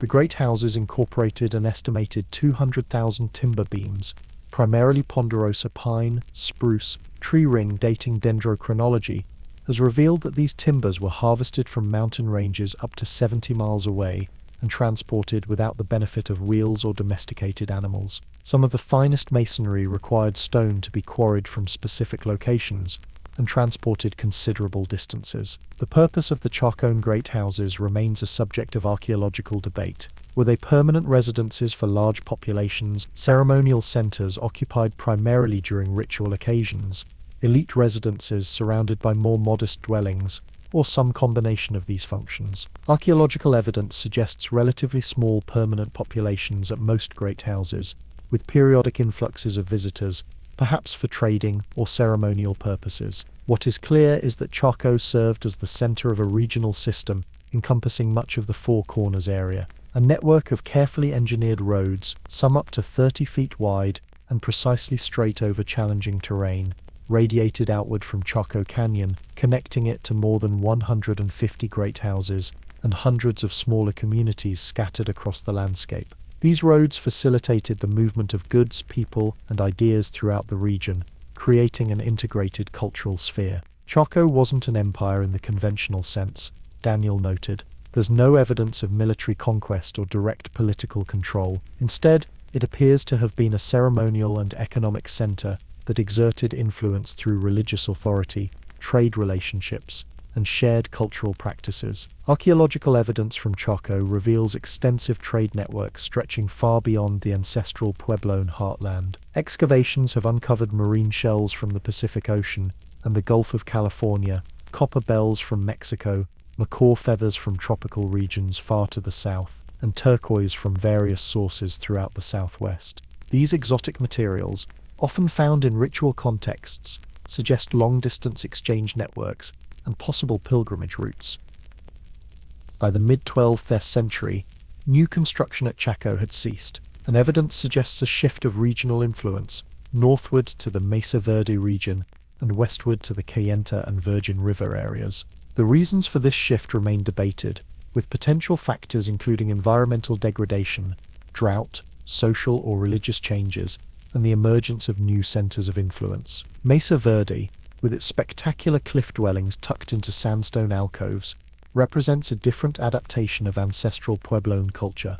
While Chaco's great houses were built in open areas, often on the canyon floor, Mesa Verde's most famous structures were constructed under the shelter of massive rock overhangs high on canyon walls. These locations offered protection from the elements and potential enemies, as well as conserving space on the mesa tops for agricultural fields. The cliff dwellings we see today at Mesa Verde were actually a relatively late development, Daniel explained as the group examined the intricate stonework of Cliff Palace. They were built primarily in the late 1190s through the 1270s, just decades before the area was largely depopulated. Before that, people lived primarily in villages on the mesa tops, only moving into these defensive positions in the final century of occupation. The timing of this shift is significant, coinciding with a period of increasing evidence for conflict and warfare throughout the region. Many late ancestral Puebloan sites show defensive characteristics, locations on high ground or in protected alcoves, limited access points,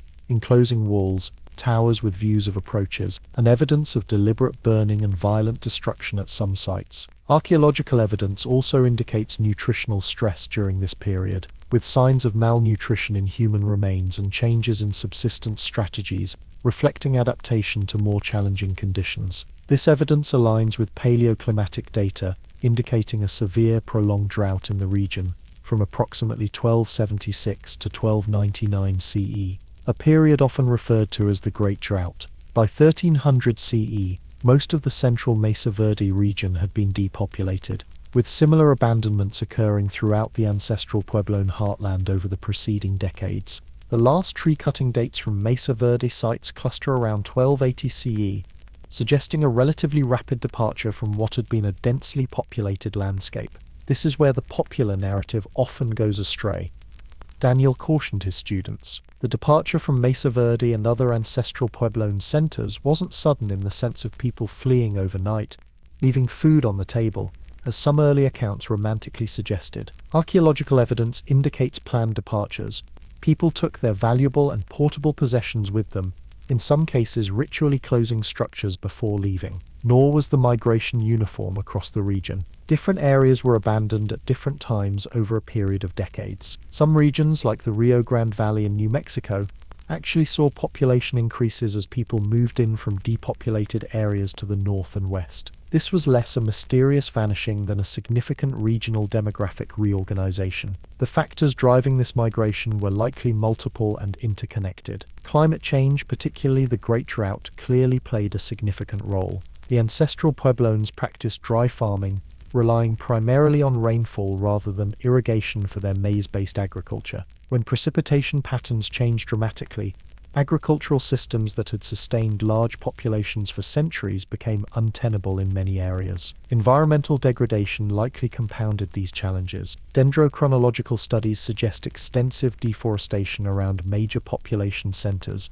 as trees were harvested for construction and fuel. This deforestation would have had cascading ecological effects, including soil erosion, decreased game populations, and potentially altered local rainfall patterns. The combined pressure of drought and environmental degradation would have made sustaining large populations increasingly difficult. Social and political factors also appear to have contributed to the regional transformation. Archaeological evidence suggests increasing conflict during the final century of ancestral Puebloan occupation in the northern southwest. This conflict may have resulted from competition for dwindling resources, social tensions associated with drought-induced stress, the breakdown of regional exchange systems, or external pressures from groups moving into the region. Oral traditions from modern Pueblo peoples provide additional perspectives on this migration period, Daniel noted. Many include accounts of drought, conflict, and the search for more sustainable places to live. They often frame the migration in spiritual terms as well, describing how their ancestors were guided to new homes through divine signs or supernatural intervention. These traditions emphasize that the migrations were purposeful rather than panicked, deliberate relocations to places where their way of life could continue, albeit in modified form. They also describe how various groups followed different paths, eventually settling in diverse locations throughout Arizona and New Mexico, which aligns with the archaeological evidence of population dispersal rather than uniform movement. The destinations of the migrants from the Four Corners region can be traced through multiple lines of evidence. Archaeological data shows population increases in the Rio Grande Valley, the Hopi Mesas in Arizona, the Zuni region in western New Mexico, and other areas to the south and east during the period when the northern regions were being depopulated. Architectural techniques, pottery styles, and other cultural practices show clear continuities between the ancestral Puebloan heartland and these destination regions. Genetic studies have confirmed biological continuity between the ancient population of the Four Corners region and modern Pueblo peoples. Linguistic evidence also supports these connections, with modern Pueblo languages belonging to several different language families: Keresan, Tanoan, Zuni, and Hopi, suggesting that the ancestral Puebloan cultural sphere encompassed multiple linguistic groups who maintained their distinct identities even while participating in a shared regional culture. What we're seeing isn't the mysterious disappearance of a civilization, but a rational response to changing environmental and social conditions, Daniel explained. The ancestral Puebloans had successfully adapted to the challenging environment of the Southwest for over 1,000 years, modifying their agricultural practices, settlement patterns, and social organizations as needed. The migration out of the Four Corners region represents another such adaptation, a difficult but strategic relocation to areas where their way of life could continue. This perspective reframes what has often been portrayed as a collapse or failure into a story of resilience and continuity. While the massive stone structures of Chaco Canyon and Mesa Verde were indeed abandoned, the cultural knowledge, social practices, and religious traditions of their builders continued in new locations, evolving over time but maintaining core elements that remain visible in modern Pueblo communities. As the field trip concluded, and the group prepared to leave Cliff Palace, Daniel directed the students' attention to specific architectural and artistic elements that demonstrate connections to modern Pueblo practices: the circular kivas with their distinctive features, the geometric patterns painted and carved on walls, the stone and mud construction techniques. When we visit modern Pueblo communities, he said, you'll see echoes of these same elements, modified over time and adapted to different environments, but clearly connected to what we see here. The buildings may have been left behind, but the culture continued. This continuity is perhaps most visible in religious and ceremonial practices. Many elements of modern Pueblo ritual life,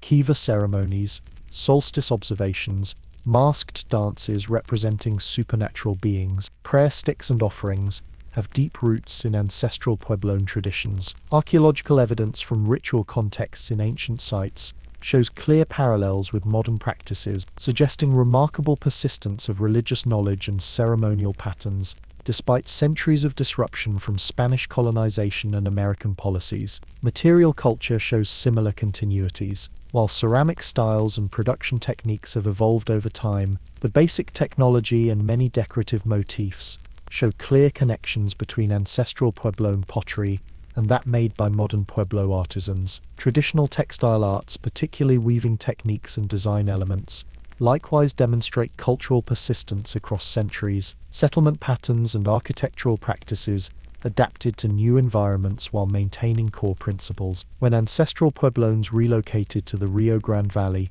they constructed pueblos that, while differing in specific details from Mesa Verde cliff dwellings or Chacoan great houses, maintained the essential concept of connected multi-room, multi-story structures organized around plaza spaces and incorporating kivas for ceremonial functions. The story of the ancestral Puebloans offers important lessons about human adaptation to environmental challenges, Daniel noted as they boarded the bus that would take them to visit contemporary Pueblo communities.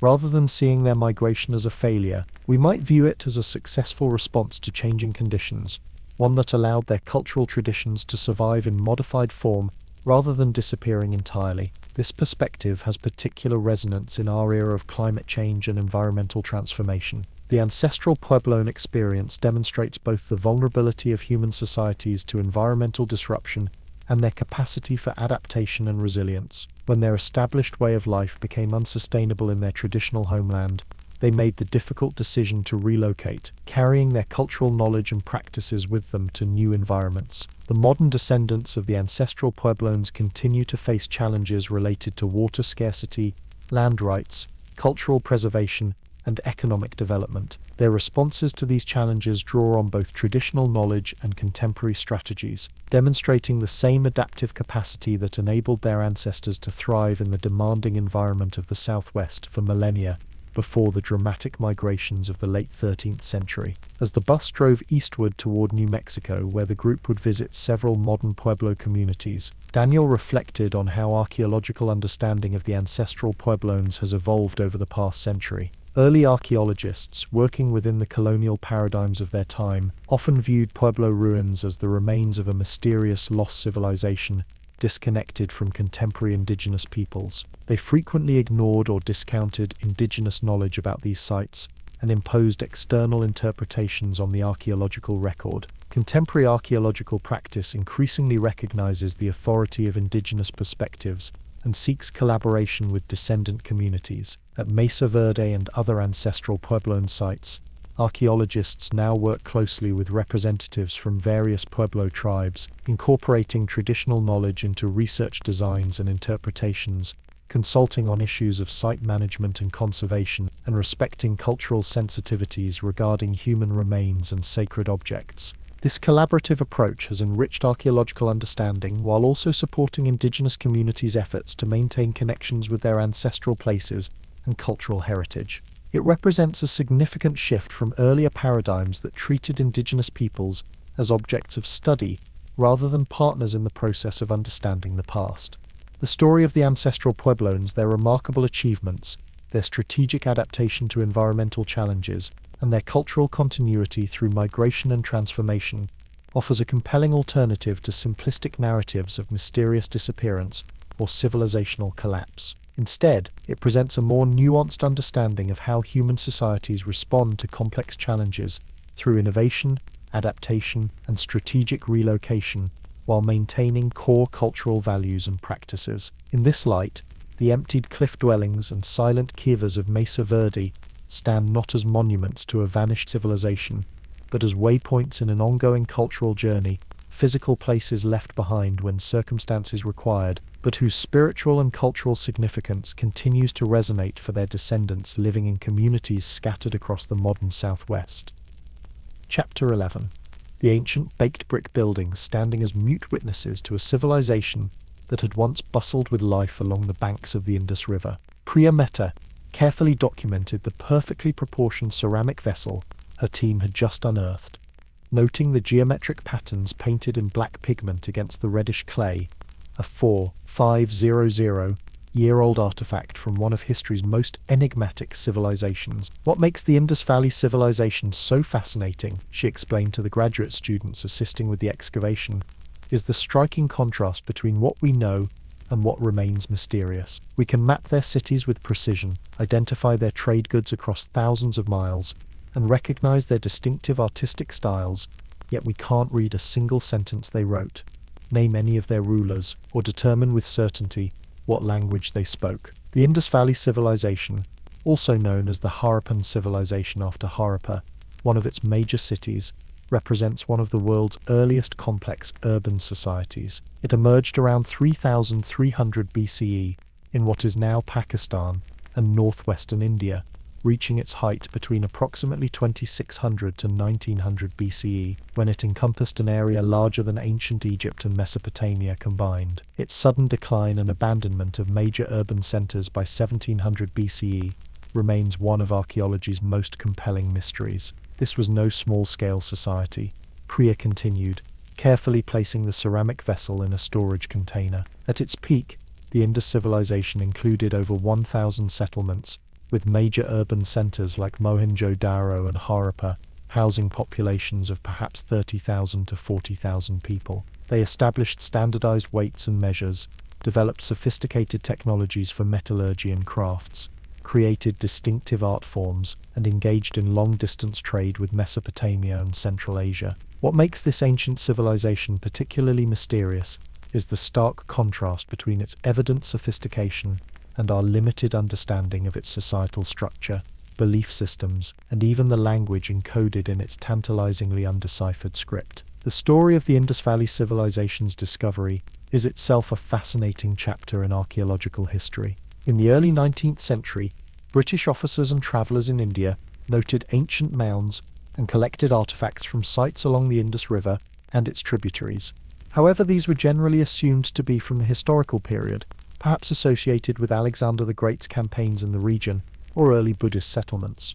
It wasn't until the 1920s that the true antiquity and significance of these sites began to be recognized. Excavations led by John Marshall at Harappa and Mohenjo-Daro revealed urban centers dating to the 3rd millennium BCE, contemporaneous with ancient Egypt and Mesopotamia, but culturally distinct from both. The discovery fundamentally transformed understanding of South Asian prehistory, revealing a sophisticated Bronze Age civilization previously unknown to history. What's remarkable about the major Indus cities, Priya explained as she led her students through the ruins of Mohenjo-Daro the following day, is their sophisticated urban planning. These weren't organic, haphazard settlements that grew without direction. They show evidence of careful design from their inception. Indeed, the major Indus cities display a level of planning unusual for their era. They were typically divided into a raised citadel area containing public buildings and a lower residential district. Streets were laid out in a precise grid pattern,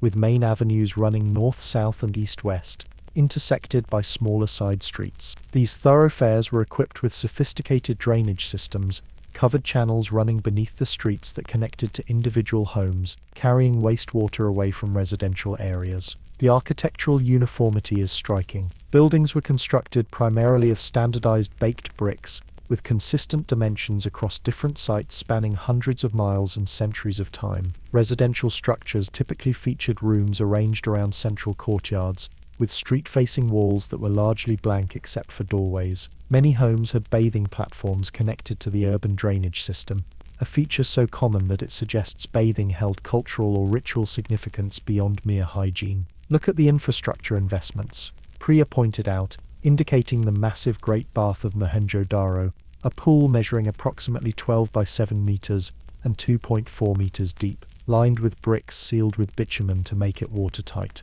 This wasn't built for a single household, but as a public facility, suggesting communal activities and social organization at an urban scale. Other notable public structures include the granaries, large elevated platforms with evidence of wooden superstructures, presumably for storing surplus grain, and buildings that archaeologists have tentatively identified as assembly halls or administrative centers, though their exact functions remain debated. What's notably absent from Indus cities, however, are the monumental temples, palaces, and royal tombs that dominate other contemporary civilizations like Egypt and Mesopotamia. There are no obvious throne rooms, no commemorative inscriptions glorifying rulers, no elite burials filled with spectacular treasures. This absence has led to extensive debate about the nature of Indus political organization. The archaeological evidence suggests a society that was highly organized, yet less hierarchical than its contemporaries, Priya noted. The uniformity of housing, with relatively modest differences between larger and smaller dwellings, might indicate a more egalitarian social structure than the sharply stratified societies of Egypt or Mesopotamia. Some scholars have proposed that the Indus civilization may have been governed by merchant elites or priestly classes rather than military rulers, perhaps explaining the absence of obvious royal iconography. Others suggest a form of collective governance through councils or assemblies. Without decipherable written records, however, these theories remain speculative. The most tantalizing aspect of the Indus civilization is undoubtedly its script, a system of symbols found on thousands of small stone seals, pottery, and occasionally on copper tablets and tools. Typically, these inscriptions are brief, consisting of a small number of signs, often accompanied by images of animals, particularly unicorn-like creatures, bulls, elephants, and rhinoceroses. We've identified around 400 distinct signs in the Indus script, Priya explained, showing the students photographs of several seals. Most inscriptions are quite short, averaging 4 to 5 signs, with the longest known example containing only 26 signs. This brevity has been one of the major challenges in decipherment attempts. Another challenge is the absence of a bilingual text, equivalent to the Rosetta Stone that enabled the decipherment of Egyptian hieroglyphs, that might provide a key to understanding the relationship between the Indus signs and the language they represented. Without such a text, and with only short inscriptions to work with, the Indus script has resisted numerous attempts at decipherment since its discovery. The debate about the script extends to fundamental questions. Was it a fully developed writing system capable of recording spoken language, or was it a more limited system of symbols representing names, titles, or religious concepts? Different scholars have claimed it represents an early form of Sanskrit, a Dravidian language related to modern Tamil, or even that it isn't writing at all but merely a system of non-linguistic symbols. The most recent computational and statistical analyses suggest it does exhibit the structural complexity and pattern characteristic of true writing systems, Priya noted. But until we have longer texts or some breakthrough discovery, the content of these inscriptions remains one of archaeology's great unsolved puzzles. The material culture of the Indus civilization offers additional insights into their society and connections with neighboring regions. Excavations have revealed sophisticated metallurgy with bronze tools and weapons, gold and silver jewelry, and evidence of intricate casting techniques. Their ceramic traditions included fine painted pottery with geometric and animal motifs, as well as utilitarian vessels produced in standardized forms across the civilization's territory. Particularly distinctive are the small stone seals, typically made of steatite soapstone, that bear the undeciphered script and carefully carved images. These seals, found in large numbers throughout Indus sites, were likely used in administrative or commercial contexts, perhaps to mark ownership of goods or authenticate transactions. Impressions of similar seals on clay have been found in Mesopotamia, providing evidence of long-distance trade connections. Indeed, the Indus civilization participated in extensive trade networks that connected them to Mesopotamia, the Persian Gulf, Central Asia, and possibly even Southeast Asia. Archaeological evidence indicates they exported timber, ivory, carnelian beads, cotton textiles, and possibly perishable goods like spices. In return, they imported metals not available in the Indus region, particularly tin needed for bronze production, lapis lazuli from Afghanistan, and various luxury items. Their technological achievements were impressive for the period. Priya told her students as they examined artifacts in the site's small museum. They developed standardized weights and measures used throughout their territory, small cubical weights following a binary system with remarkable precision. This standardization facilitated both internal commerce and long-distance trade. Other technological innovations included sophisticated kilns capable of higher temperatures than those used in contemporary Mesopotamia, enabling the production of stronger ceramics and more efficient metallurgy. They developed techniques for etching designs on carnelian beads using alkaline solutions, created faience, a glass-like material for beads and small figurines, and worked with cotton, possibly being the first civilization to cultivate and weave this fiber. Despite these achievements, the Indus civilization began a gradual decline around 1900 BCE. Major urban centers were increasingly abandoned, standard elements of Indus material culture disappeared or changed significantly, and the script fell out of use. By approximately 1700 BCE, the distinctive features that defined the civilization had largely vanished, though some settlements continued in modified form. The causes of this decline have been debated for decades, Priya explained. Earlier theories focused on catastrophic events, particularly invasion or conquest by Indo-Aryan groups moving into the region from Central Asia. However, archaeological evidence doesn't support a scenario of violent destruction across multiple sites. There are no widespread burn layers, no mass graves, no evidence of systematic destruction that would indicate military conquest. More recent research has emphasized environmental factors, particularly changes in the region's hydrology. The Indus civilization depended heavily on the rivers of the region for agriculture, transportation, and urban water supply. Geological evidence suggests significant shifts in river courses during this period, potentially disrupting established settlement patterns and agricultural systems. Climate data derived from various sources, including ocean sediment cores, speleothems, cave formations, and paleobotanical remains, indicate a gradual drying trend across the region beginning around 2100 BCE and intensifying after 2000 BCE. This extended period of decreased rainfall would have stressed agricultural systems, and potentially contributed to the abandonment of urban centers. Some scholars have proposed that the Indus civilization's decline resulted from the interaction of multiple factors, environmental change weakening an already stressed system, perhaps combined with social or political changes, disease outbreaks, or shifts in trade networks. What's clear is that the transformation wasn't sudden but occurred over several centuries, with different regions experiencing changes at different rates. It's important to note that this wasn't a complete collapse in the sense of population disappearance, Priya emphasized. The people didn't vanish, they adapted. We see a shift towards smaller settlements, changes in ceramic styles and technologies, and the gradual emergence of new cultural patterns. Some elements of Indus tradition continued in modified form, particularly in Gujarat and Punjab, while new cultural complexes emerged in other regions. This perspective challenges dramatic narratives of civilizational collapse,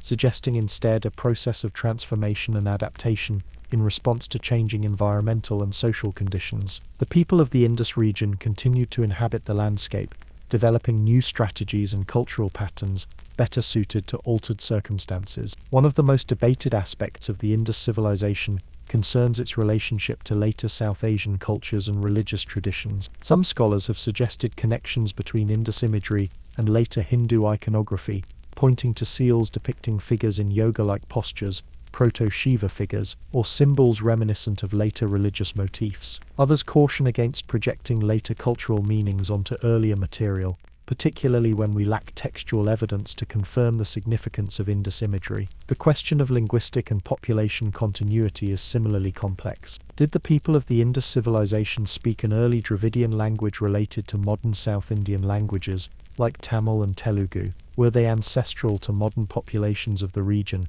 Or did subsequent migrations and cultural changes create more complex patterns of continuity and disruption? Genetic studies are providing new insights into these questions, Priya noted.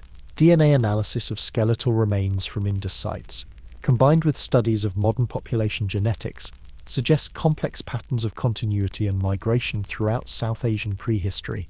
The evidence indicates that modern South Asian populations derive ancestry from multiple sources, including indigenous hunter-gatherers who had been in the region since the Paleolithic, farmers related to those of Iran who arrived during the Neolithic, and later migrations from the Central Asian steppe during the 2nd millennium BCE. Archaeological work continues to expand our understanding of the Indus civilization, with new sites discovered regularly and advanced technologies offering fresh insights. Satellite imagery has revealed hundreds of previously unknown settlements, showing that the civilization extended over a larger area than previously recognized. Geophysical surveys using ground-penetrating radar and magnetometry allow archaeologists to map buried features without extensive excavation, providing more comprehensive views of urban layouts and architectural patterns. Environmental sampling techniques are illuminating the agricultural systems that supported Indus cities, while isotope analysis of skeletal remains provides information about diet, migration, and living conditions. Computer modeling helps test hypotheses about everything from river course changes to social organization and trade networks. As the day's work concluded and the team prepared to return to their camp, Priya reflected on why the Indus civilization continues to captivate both scholars and the public. Part of the fascination lies in the contrast between what we can see and what remains invisible, she said. We can walk their streets, enter their buildings, hold their artifacts, yet we can't hear their voices through their writing, or identify their leaders, or understand their beliefs with certainty. This enigmatic quality has sometimes led to the Indus civilization being co-opted for various modern agendas. Nationalist narratives in both India and Pakistan have claimed it as ancestral to their particular cultural traditions. Some New Age interpretations have projected contemporary spiritual concepts onto Indus imagery, while various linguistic communities have claimed the undeciphered script as ancestral to their language. As archaeologists, we have to be cautious about these projections. Priya cautioned her students. Our responsibility is to represent the evidence accurately, acknowledge the limits of our knowledge, and resist the temptation to fill gaps with what we wish to find, rather than what the evidence supports. What the evidence does support is the recognition of the Indus civilization as one of humanity's great early achievements, a society that developed sophisticated urban planning, technological innovations, artistic traditions, and long-distance trade networks, while apparently maintaining more egalitarian social structures than its contemporaries. Its story reminds us that there were multiple pathways to complexity in the ancient world, not all following the model of highly stratified, militaristic states centered on monumental temples and palaces. As the sun set over Mohenjo-Daro, casting long shadows from the ancient brick structures across the dusty streets where people had walked 4,500 years ago, Priya contemplated the unanswered questions that continue to drive archaeological research in the region. Who were the people who created these impressive cities? What language did they speak? How did they govern themselves? What did they believe? And what can their experience of adaptation to environmental change teach us as we face our own climate challenges? These questions remain open, inviting future generations of researchers to contribute to our understanding of this remarkable chapter in human history. The Indus civilization may remain partially shrouded in mystery, its script still undeciphered, but each excavation season brings new discoveries that help illuminate the lives and achievements of the people who created one of the world's earliest and most extensive urban societies, a civilization whose story is still being written by the archaeologists who study its remains. Chapter 12. The Sea Peoples. The massive stone walls of Hattusha, once capital of the mighty Hittite Empire, stood silent and abandoned under the Anatolian sun. Marcus Evans ran his hand over the weathered reliefs that decorated what had once been the gate to one of the ancient world's great powers, marveling at how swiftly such a seemingly invincible civilization had collapsed. Sometime around 1180 BCE, this entire imperial system unraveled. He explained to the documentary crew filming his latest research project. Not just the Hittites, but nearly every major state in the eastern Mediterranean experienced severe disruptions or complete collapse within a span of just 50 years. It was a geopolitical catastrophe unlike anything the ancient world had seen before or would see again until the fall of the Roman Empire nearly 2 millennia later. At the center of this Bronze Age apocalypse stands one of history's most enigmatic groups, the Sea Peoples. Mentioned primarily in Egyptian texts and depicted in temple reliefs, these mysterious maritime raiders have been blamed for bringing down empires, destroying cities, and reshaping the political geography of the entire eastern Mediterranean region at the close of the Late Bronze Age. The Sea Peoples are the face we put on this complex historical crisis, Marcus continued, but whether they were cause or symptom, or perhaps both, remains one of archaeology's most intriguing questions. Who were these people? Where did they come from? What motivated their movements? And what was their actual role in the dramatic changes that occurred around 1200 BCE? Our primary historical source for the Sea Peoples comes from Egypt, one of the few major powers to survive the collapse relatively intact. Inscriptions from the mortuary temple of Pharaoh Ramesses III at Medinet Habu, near modern Luxor, provide the most detailed account. According to these texts, in the 8th year of Ramesses' reign, around 1177 BCE, Egypt faced a massive invasion. The foreign countries made a conspiracy in their islands. All at once, the lands were removed and scattered in the fray. No land could stand before their arms, from Hatti, Koda, Kalkemish, Arzawa, and Alashia on, being cut off at one time. A camp was set up in one place in Amuru. They desolated its people, and its land was like that which has never come into being. They were coming forward toward Egypt, while the flame was prepared before them. Their confederation was the Peliset, Cheka, Shekelesh, Denayan, and Weshesh, lands united. They laid their hands upon the lands as far as the circuit of the earth, their hearts confident and trusting. Our plans will succeed. The accompanying temple reliefs show dramatic scenes of naval battles, with Egyptian ships grappling with distinctive enemy vessels, and land battles where Egyptian forces confront foreign warriors with distinctive appearances, some wearing horned or feathered headdresses, others sporting unusual armor or weapons. The inscriptions claim a decisive Egyptian victory, with thousands of enemies killed or captured. The Egyptian accounts need to be read critically, Marcus cautioned.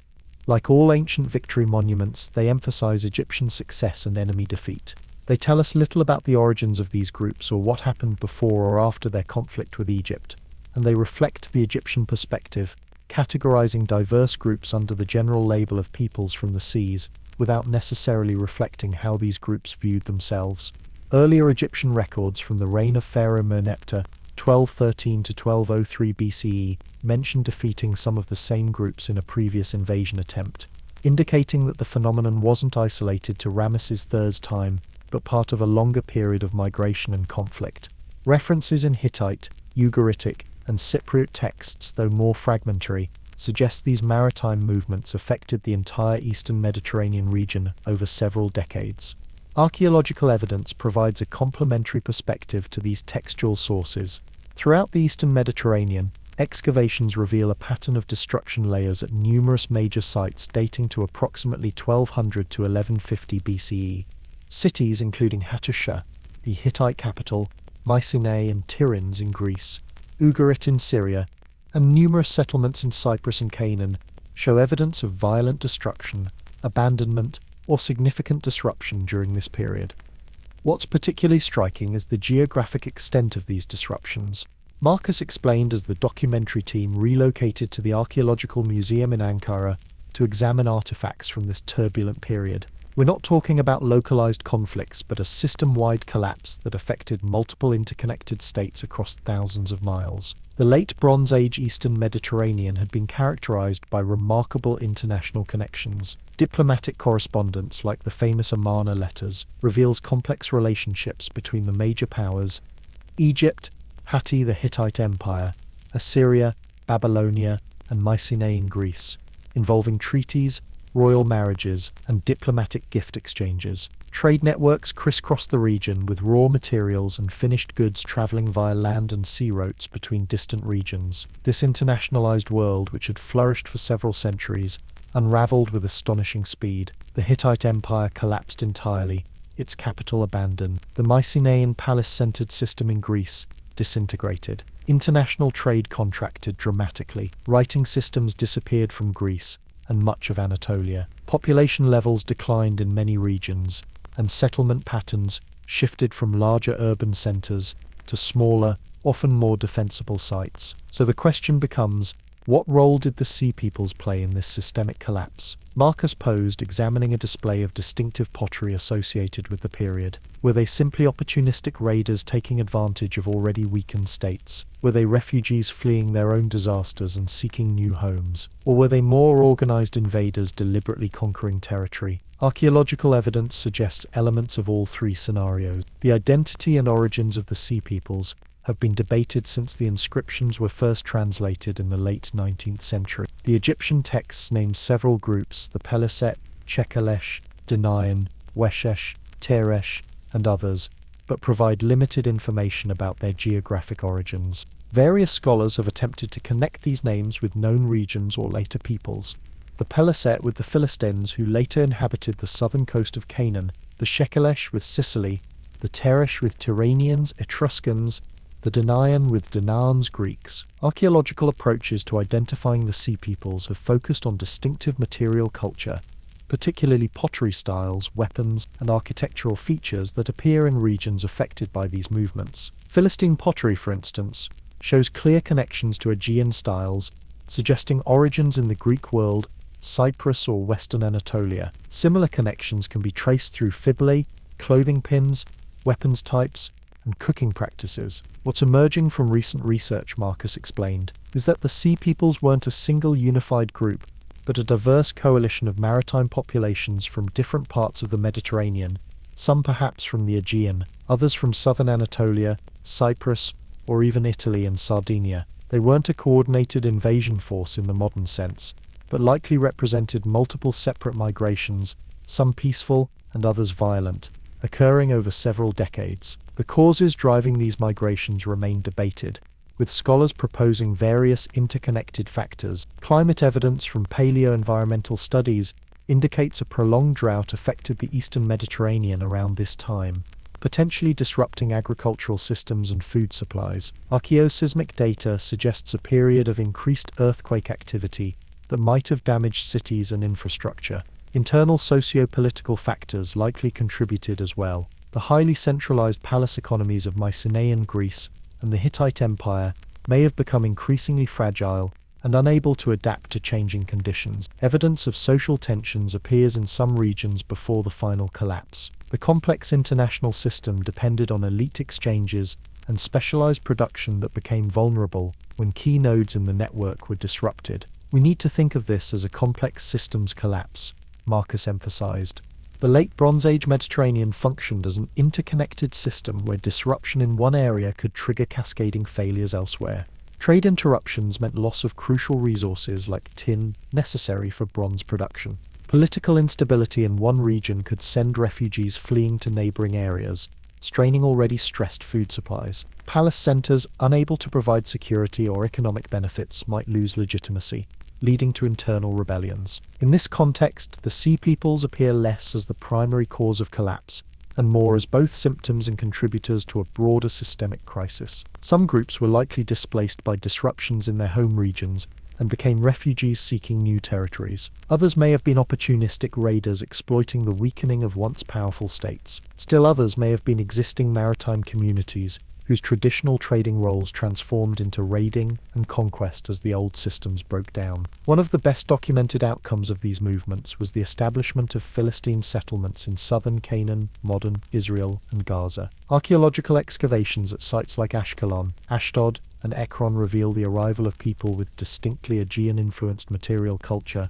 pottery styles, architectural features, cooking and dining practices, and religious elements that differed markedly from the preceding Canaanite culture. The Philistine case illustrates the complexity of these population movements, Marcus noted. These weren't simply destructive raiders but people establishing new communities, maintaining aspects of their original culture while adapting to local conditions and gradually developing a distinct identity. Over time, they became integrated into the region's political landscape, eventually forming a confederation of 5 major cities mentioned in biblical texts. Similar processes of migration, settlement, and cultural adaptation likely occurred in other regions, though the archaeological evidence is less clear. Cyprus underwent significant cultural transitions during this period, with new pottery styles and burial practices suggesting population movements from the Aegean. Parts of Cilicia, southern Turkey and Syria, show evidence of new cultural elements that may relate to settlement by displaced maritime groups.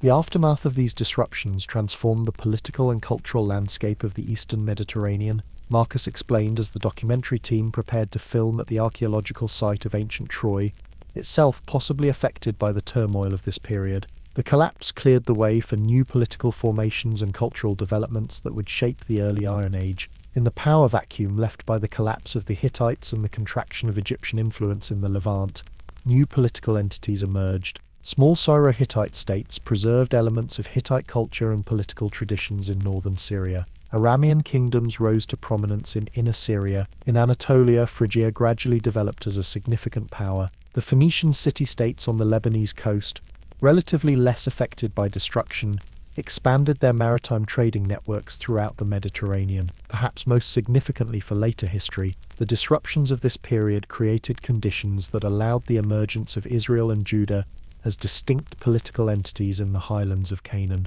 Archaeological evidence shows significant population growth and settlement expansion in this previously marginal region during the early Iron Age, a pattern consistent with the biblical narratives of Israelite state formation following the collapse of the great powers that had previously dominated the region. What we're seeing isn't just destruction but transformation, Marcus emphasized. The Late Bronze Age collapse represents one of history's great transition points, the shift from an internationalized world dominated by palace-centered states to a more diverse landscape of smaller political entities with new forms of economic and social organization. The Sea Peoples then played a significant but complex role in this transformation. They were not simply external destroyers but participants in a multifaceted process of systemic change that involved climate factors, political and economic vulnerabilities, population movements, and cultural adaptations. Their actions contributed to the collapse of established powers, but also to the emergence of new societies that would shape the next phase of Mediterranean history.